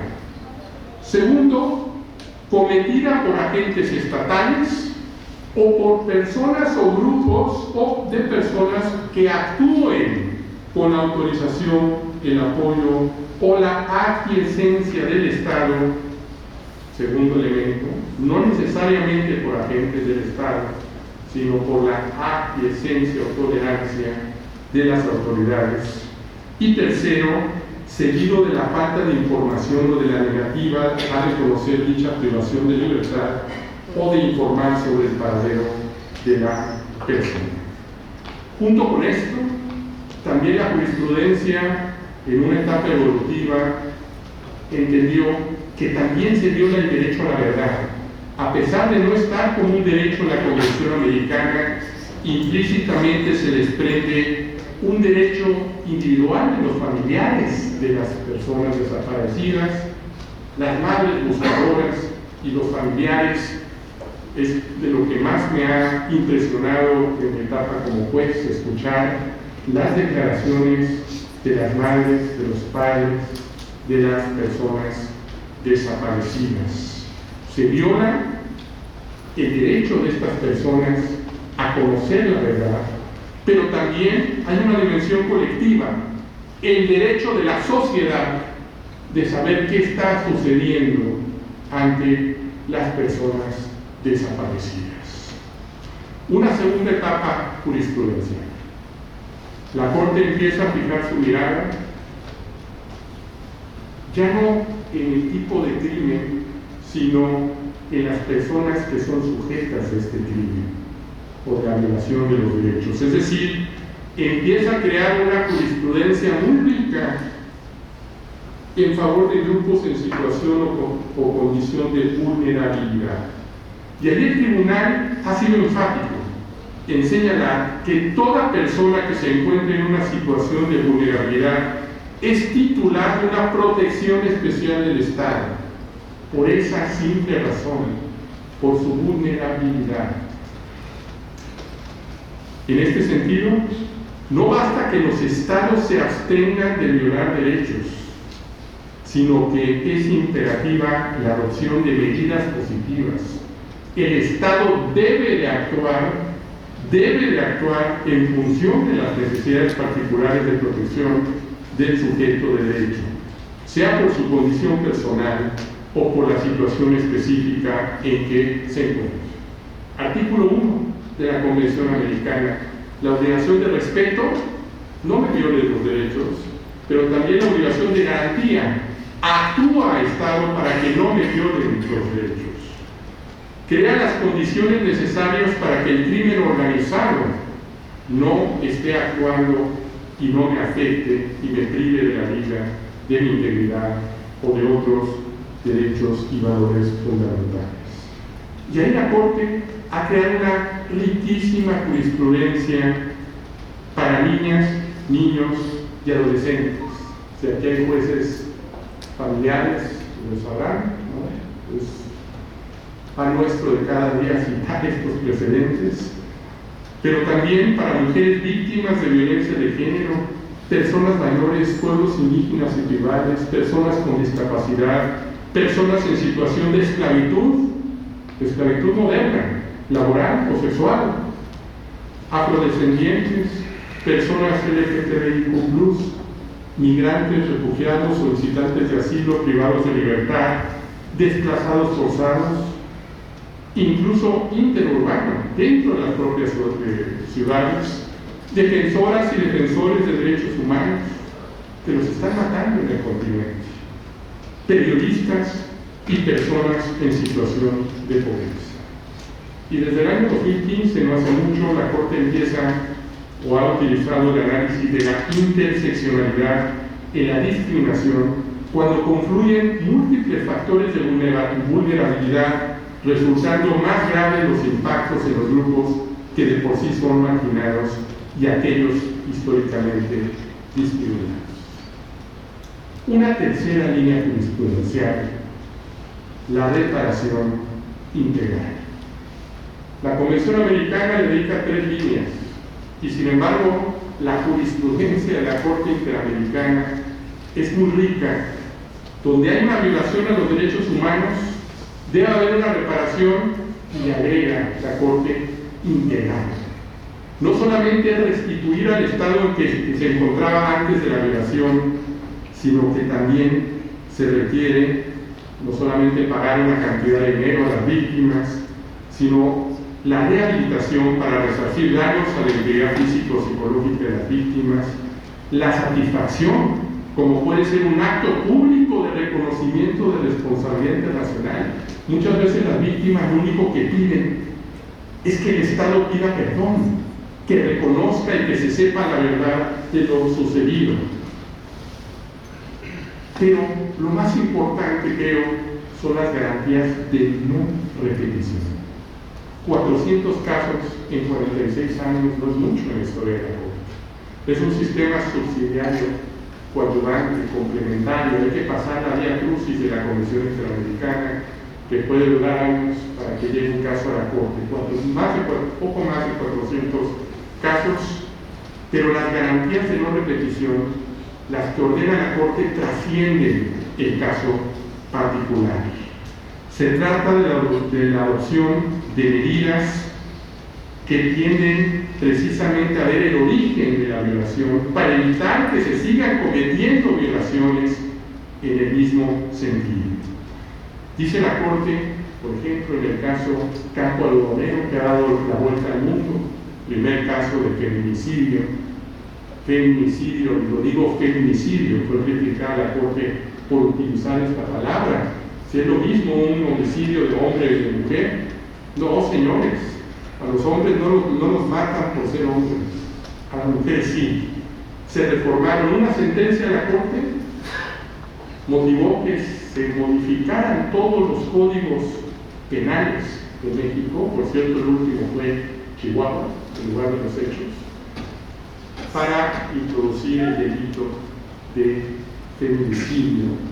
Y esto hizo también que se reformaran gran parte de los códigos penales y leyes, ¿no?, de feminicidio y nuevas actuaciones estatales sobre la materia. Una sentencia de la Corte cambió parte del escenario en materia penal y por eso estas medidas de no repetición son tan importantes, porque trascienden el caso, porque tiene que ver con la capacitación también para los servidores públicos, jueces, pero también a quienes llevan a cabo funciones públicas de seguridad, entre ellos los militares.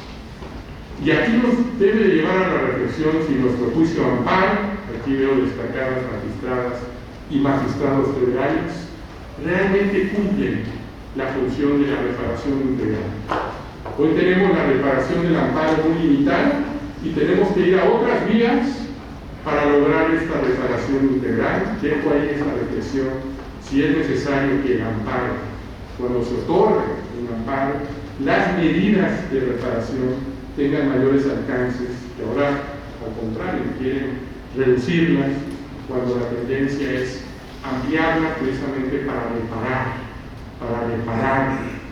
Recordemos que nuestro amparo es el uso por antonomasia para proteger y garantizar estos derechos humanos.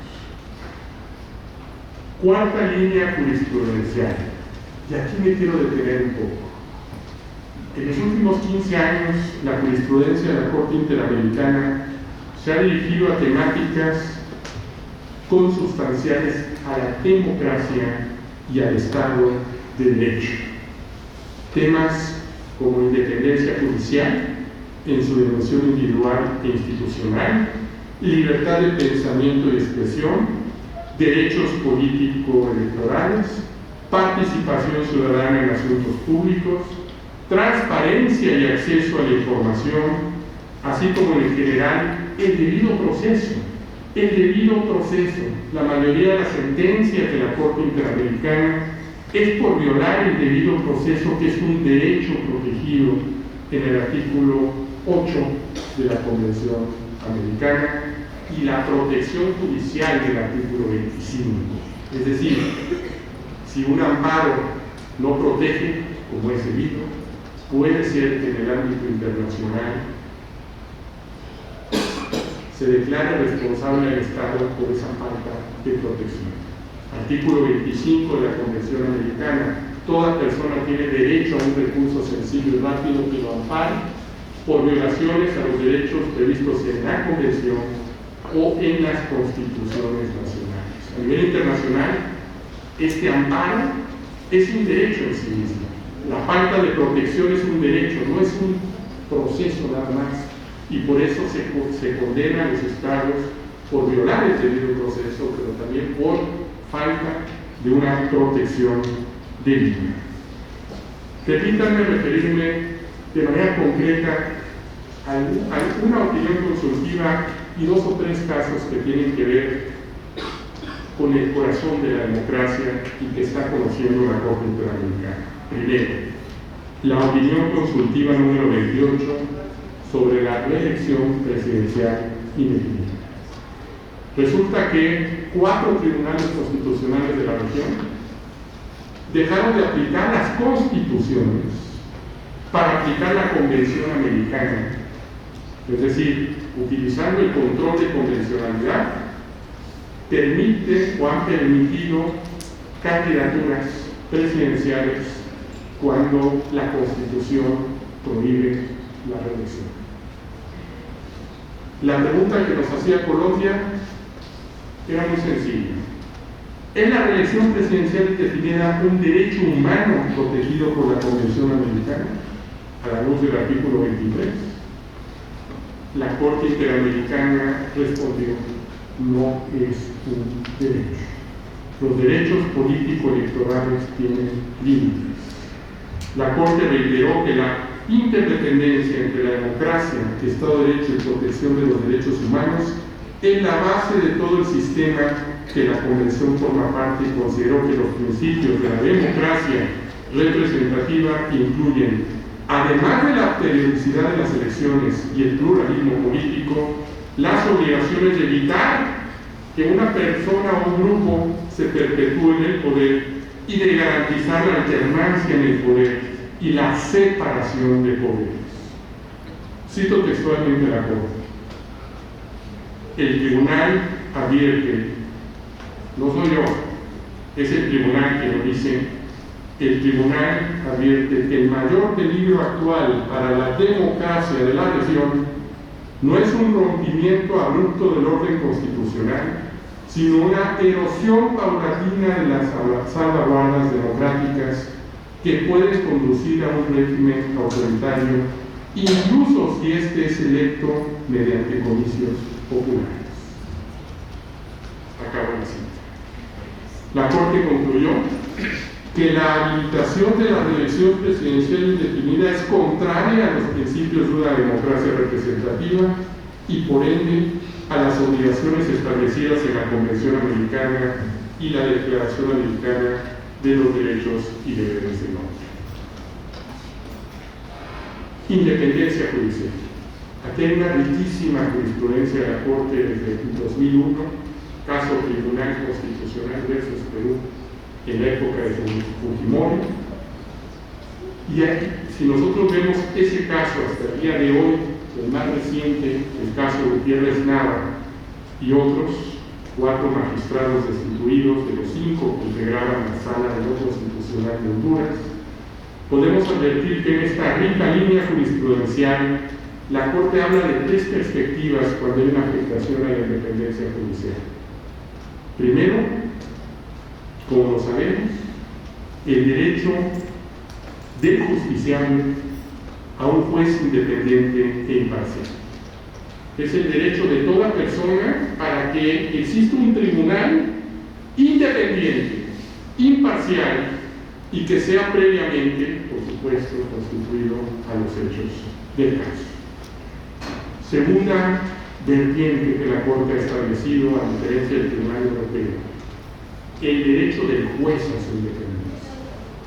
Ya no es del justiciable, el derecho del juez o de la persona juzgadora para no recibir presiones de los otros poderes o del propio Poder Judicial.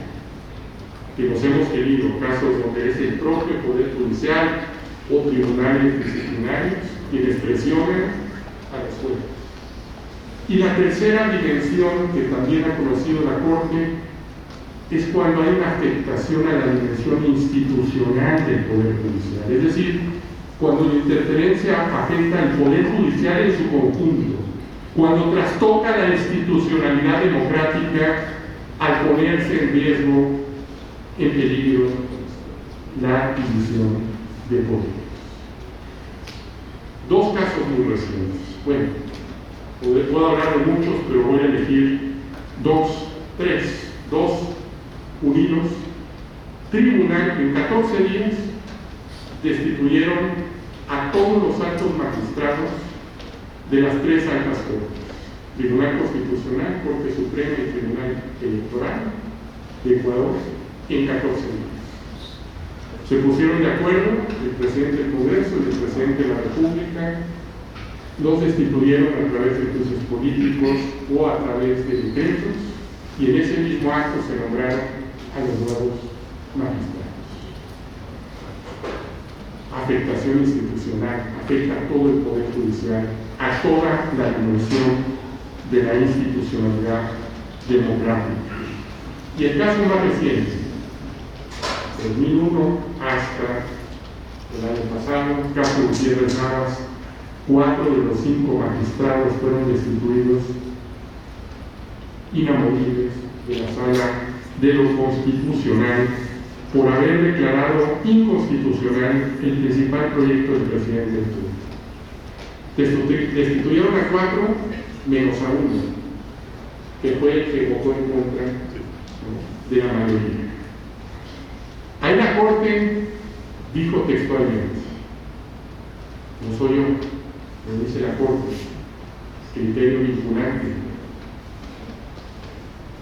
La Corte considera que cualquier demérito o regresividad a las garantías de independencia, estabilidad e inamovilidad de los jueces es inconvencional en cuanto su efecto se puede traducir en un impacto sistémico igualmente regresivo sobre el Estado de Derecho, las garantías institucionales y el ejercicio de los derechos fundamentales en general.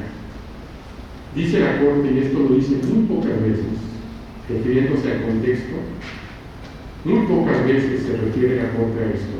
Dice la Corte, la protección de la independencia judicial adquiere una relevancia especial en el contexto mundial y regional actual de erosión de la democracia, en donde se utilizan los poderes formales para promover valores antidemocráticos, vaciando de contenido las instituciones y dejando solo su mera apariencia. La Corte ha sido enfática en señalar que existe una relación directa entre la dimensión institucional de la independencia judicial y el acceso y permanencia de los cargos de quien ejerce la judicatura. Hablan de 3 garantías: un adecuado proceso de nombramiento, la estabilidad y la inmovilidad del cargo durante su mandato, y tercero, a ser protegido contra presiones externas. Y luego profundizan en cuanto a la garantía de la estabilidad y la inamovilidad en el cargo. El tribunal ha considerado que esto implica, 1, que esta separación del cargo debe obedecer exclusivamente a las causales permitidas, ya sea por medio de un proceso que cumpla con las garantías judiciales o porque se ha cumplido el término o periodo del mandato. 2, que las jueces y juezas solo pueden ser destituidas por faltas disciplinarias explícitas, no cartas abiertas. 3, que todo proceso seguido contra juezas y jueces debe resolverse de acuerdo con las normas de comportamiento judicial establecidas y mediante procedimientos justos, objetivos e imparciales según la Constitución o la ley. Tercer tema en esta cuarta directriz de protección de la democracia tiene que ver con dos casos muy recientes, notificados, fueron de noviembre y diciembre, notificados hace unas semanas. Por primera vez la Corte se pronuncia sobre la integridad electoral. El caso Capriles contra Venezuela y el caso Gadea Mantilla contra Nicaragua. Dos candidatos presidenciales. El caso Capriles contra Venezuela, justo cuando el presidente, en aquel entonces Chávez, fallece, la Sala Constitucional de Venezuela interpreta, cuando la Constitución de Venezuela decía que el vicepresidente no puede ser candidato presidencial, la Sala Constitucional interpreta que ya no es vicepresidente, sino presidente en funciones y habilita, por lo tanto, al presidente en funciones o el presidente Maduro como candidato presidencial, y en poco más de 10 días se llevan a cabo las elecciones. Y ahí por primera vez la Corte establece garantías mínimas en un proceso electoral. Dice la Corte que la Convención Americana requiere la existencia de un sistema electoral que permita la realización no solo de elecciones periódicas, sino auténticas, y que garantice la libre expresión de los electores. Y por primera vez señala 5 garantías mínimas. Me refiero a cualquier elección, las elecciones de los miembros del CAM, las elecciones de autoridades públicas, las elecciones ahora de juzgadores. Habla la Corte de 5 garantías mínimas. 1. Transparencia a lo largo del proceso electoral, particularmente en el financiamiento de las campañas y la fase de conteo de resultados. 2. Oportunidades para que quienes compiten por un cargo público puedan dar a conocer sus propuestas a través de medios de comunicación tradicionales y digitales. 3.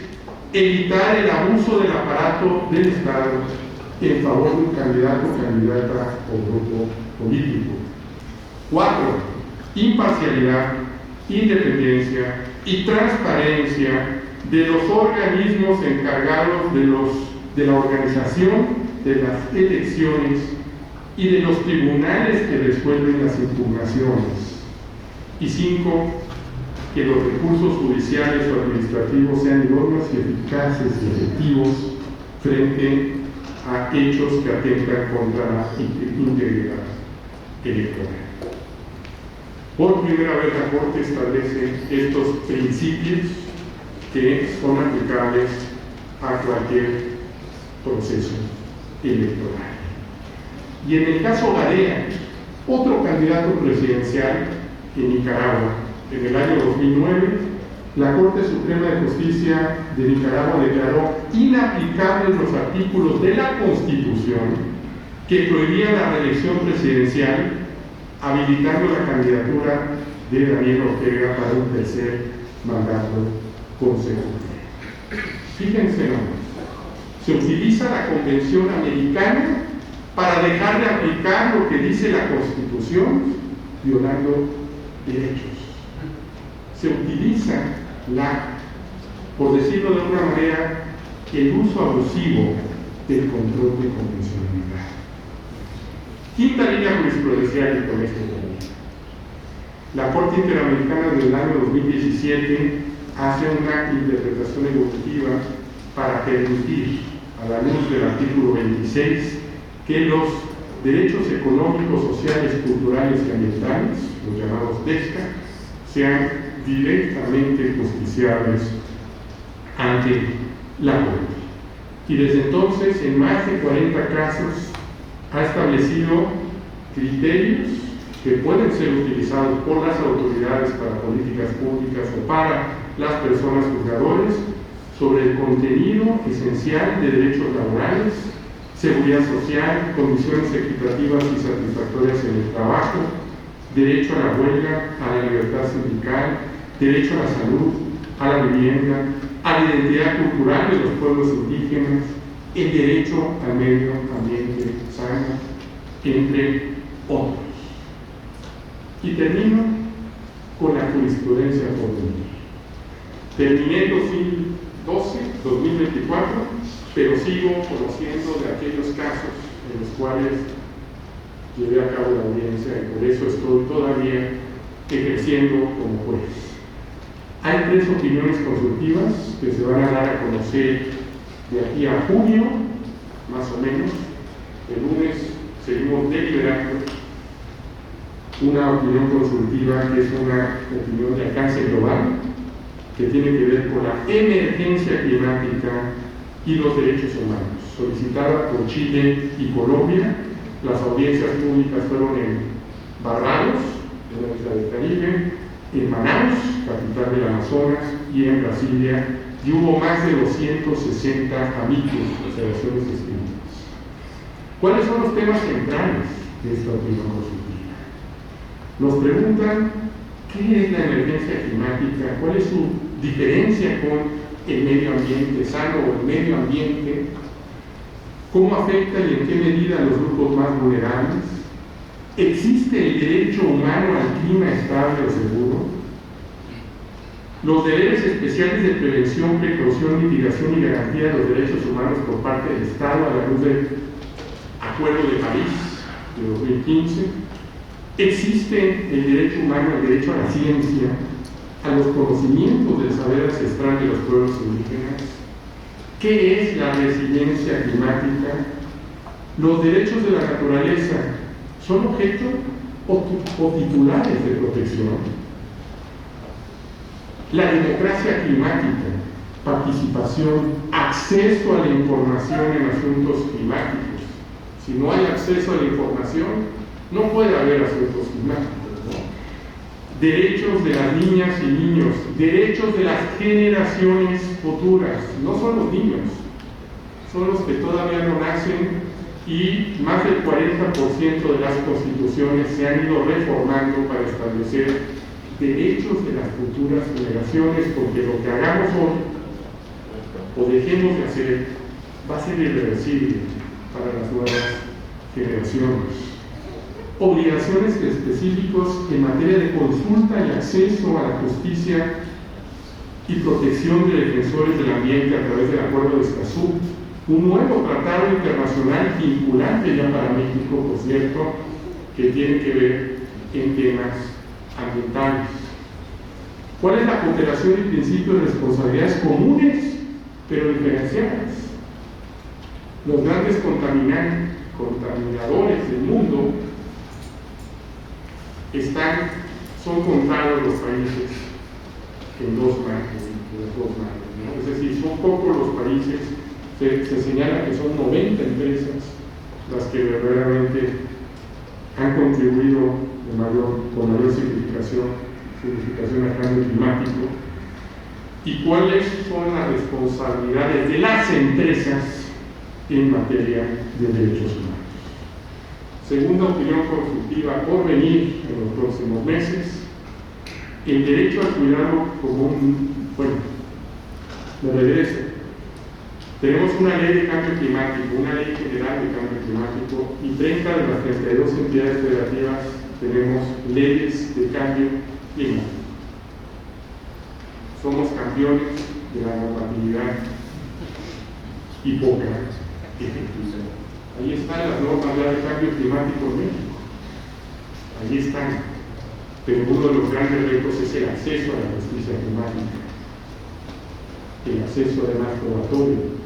Bueno, la segunda opinión consultiva, el derecho al cuidado como un nuevo derecho humano. Solamente la Constitución del Estado de la Ciudad de México lo prevé, en ninguna otra constitución, seguramente Jalisco y otras. Después de la opinión consultiva, vamos a ver qué dice la Corte, se establecerá este derecho al cuidado, a ser cuidado y al autocuidado, especialmente para las personas mayores, niñas, niños y adolescentes, personas enfermas, personas con discapacidad, que esto involucra cuestiones de género, porque normalmente son las mujeres las cuidadoras, sin remuneración, tienen que ver con cuestiones laborales, tienen que ver con seguridad social. La tercera opinión consultiva que fue presentada por México, responsabilidad internacional de las empresas en el ámbito internacional. Está enmarcado en el ámbito de las empresas privadas, fabricantes de armas de fuego y su vinculación con el derecho a la vida e integridad personal.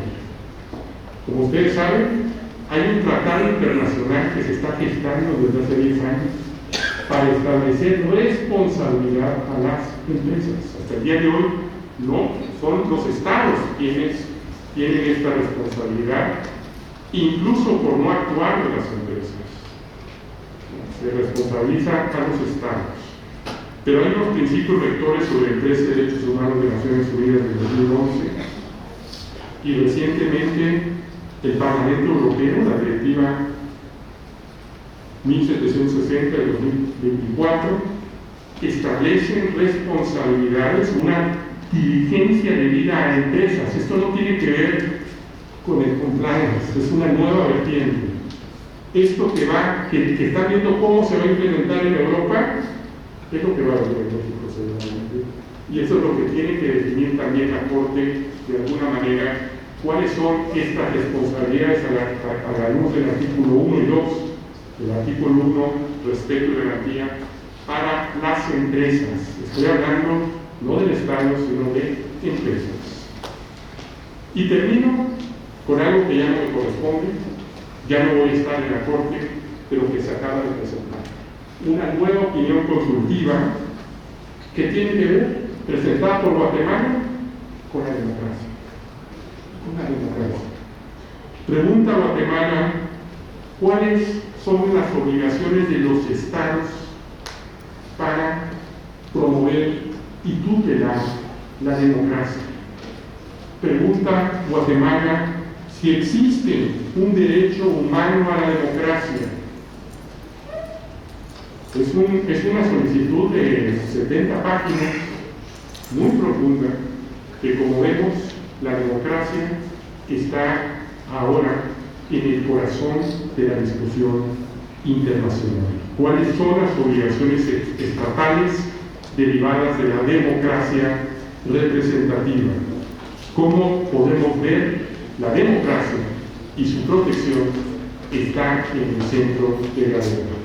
Hasta el 1 de julio está abierta la posibilidad para que cualquier persona, cualquier institución académica, cualquier colegio de abogados pueda presentar un amicus curiae, que se llaman observaciones escritas, ante la Corte para dar respuesta a lo que pregunta Guatemala y posteriormente en una audiencia pública en Costa Rica puedan ir a presentar su interpretación y las juezas y jueces puedan preguntarles a quienes precisamente participen colectivamente. Es un ejercicio colectivo donde nada menos ni nada más está la definición de la democracia como un tema central en el ámbito internacional.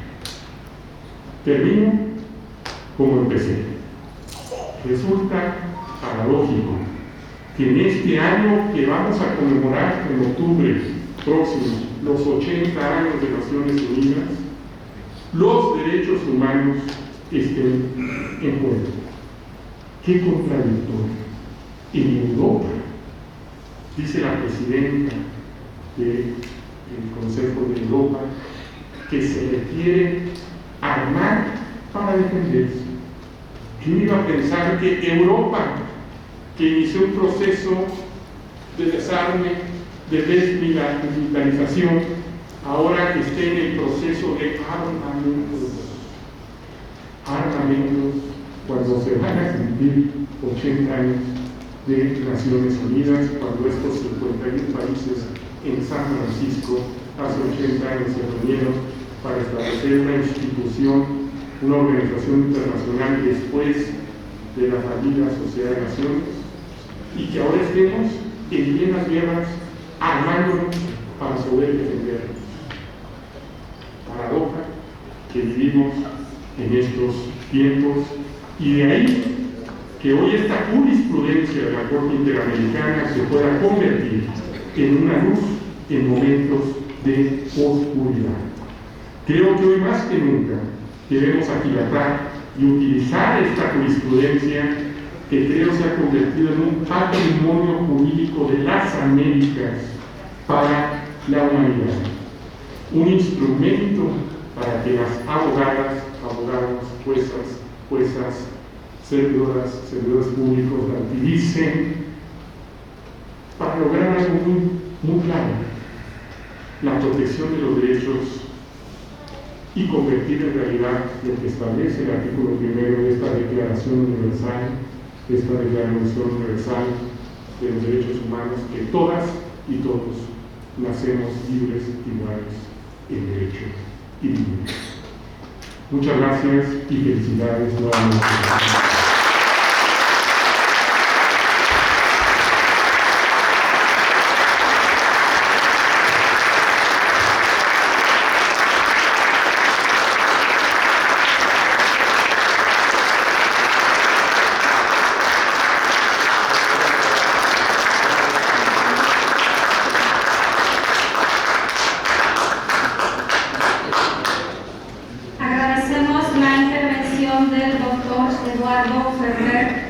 MacGregor, expresidente de la Corte Interamericana de Derechos Humanos, por tan enriquecedoras e invaluables aportaciones. Como muestra de nuestro agradecimiento, solicitamos la presencia de la maestra Lorena Mayela Landeros Solorio, vicepresidenta del capítulo occidente del Ilustre y Nacional Colegio de Abogados de México, para que haga entrega de un reconocimiento y un obsequio a nuestro conferencista de honor y nos dirija unas palabras.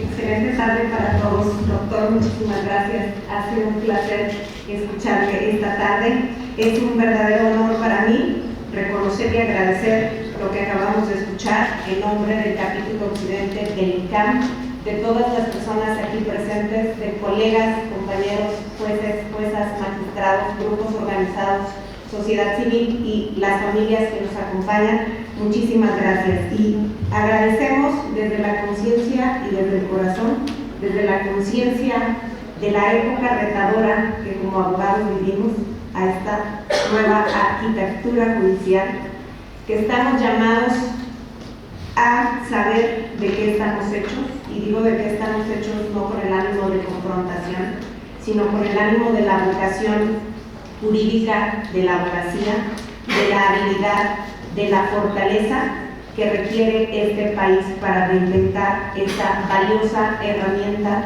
que llamamos derecho.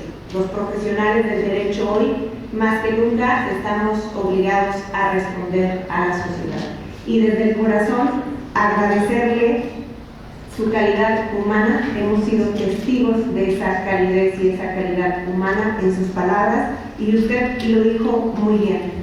Las herramientas ahí están. Hay que hacerlas efectivas por el bien de nuestro país, de nuestra familia y de la sociedad. Muchísimas gracias, doctor. El capítulo occidente del Ilustre y Nacional Colegio de Abogados de México extiende el presente reconocimiento a Eduardo Ferrer MacGregor en gratitud a su conferencia magistral como orador y invitado de honor a la Asamblea General 2025, Guadalajara, Jalisco, abril del 2025. Muchísimas gracias, doctor. Ha sido un placer.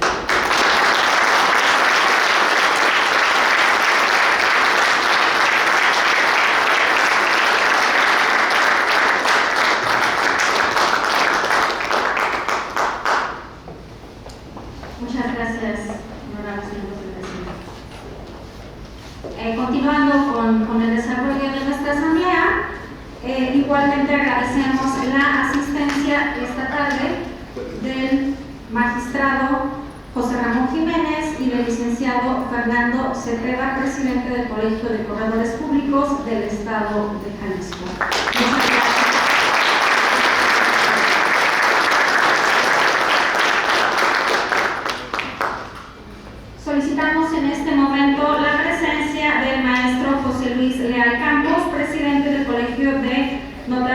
del Estado de Jalisco para que nos dirija un mensaje y a su vez lleve a cabo la clausura de la presente asamblea.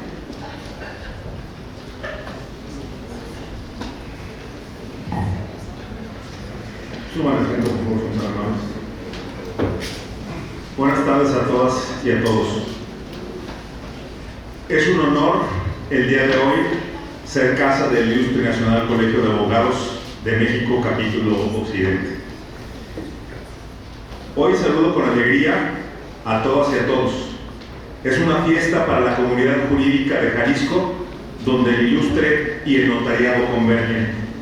El tener hoy en la figura del doctor Ferrer Magrego el ejemplo vivo del compromiso y ejemplo del Estado de Derecho y el deber ser de un abogado de perseguir y de preservar el principio fundamental que es el respeto a los derechos humanos. Hoy recordamos las visitas en el 2010, 2011 y 2012 de don Sergio García Ramírez a este colegio, que hoy festeja su visita, doctor Ferrer. Bienvenido a esta casa. Estimado Alberto, gracias por permitir al Notariado de Jalisco ser parte viva del Ilustre y Nacional Colegio de Abogados de México, capítulo Occidente. En verdad, nos motiva, nos conmueve y nos anima que en este mundo y en este momento tan turbulento de la historia del Estado de Derecho en México, y lo digo con comillas, es verdaderamente esperanzador tenerlo en esta su casa, en la Asamblea del Ilustre. Muchísimas gracias. Nos ponemos de pie, por favor, son tan amables.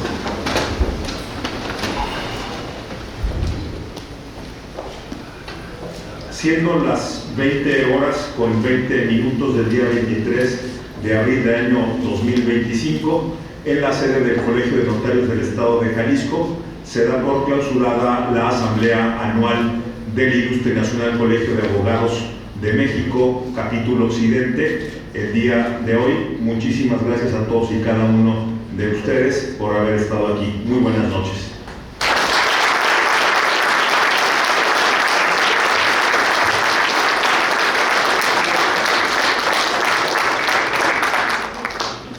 Agradecemos al maestro Leal Campos su valiosa intervención. Una vez desarrollados todos y cada uno de los puntos del orden del día, se da por concluida la presente Asamblea General Ordinaria del Capítulo Occidente del Ilustre y Nacional Colegio de Abogados de México 2025. Agradecemos la presencia de todas y todos los asistentes a la presente Asamblea y nos permitimos invitarlos a que sean parte de esta celebración con el vino de honor que tendrá verificativo en el salón que se ubica en la planta baja de este recinto. Muchas gracias y que tengan muy buenas noches. Por la parte de atrás,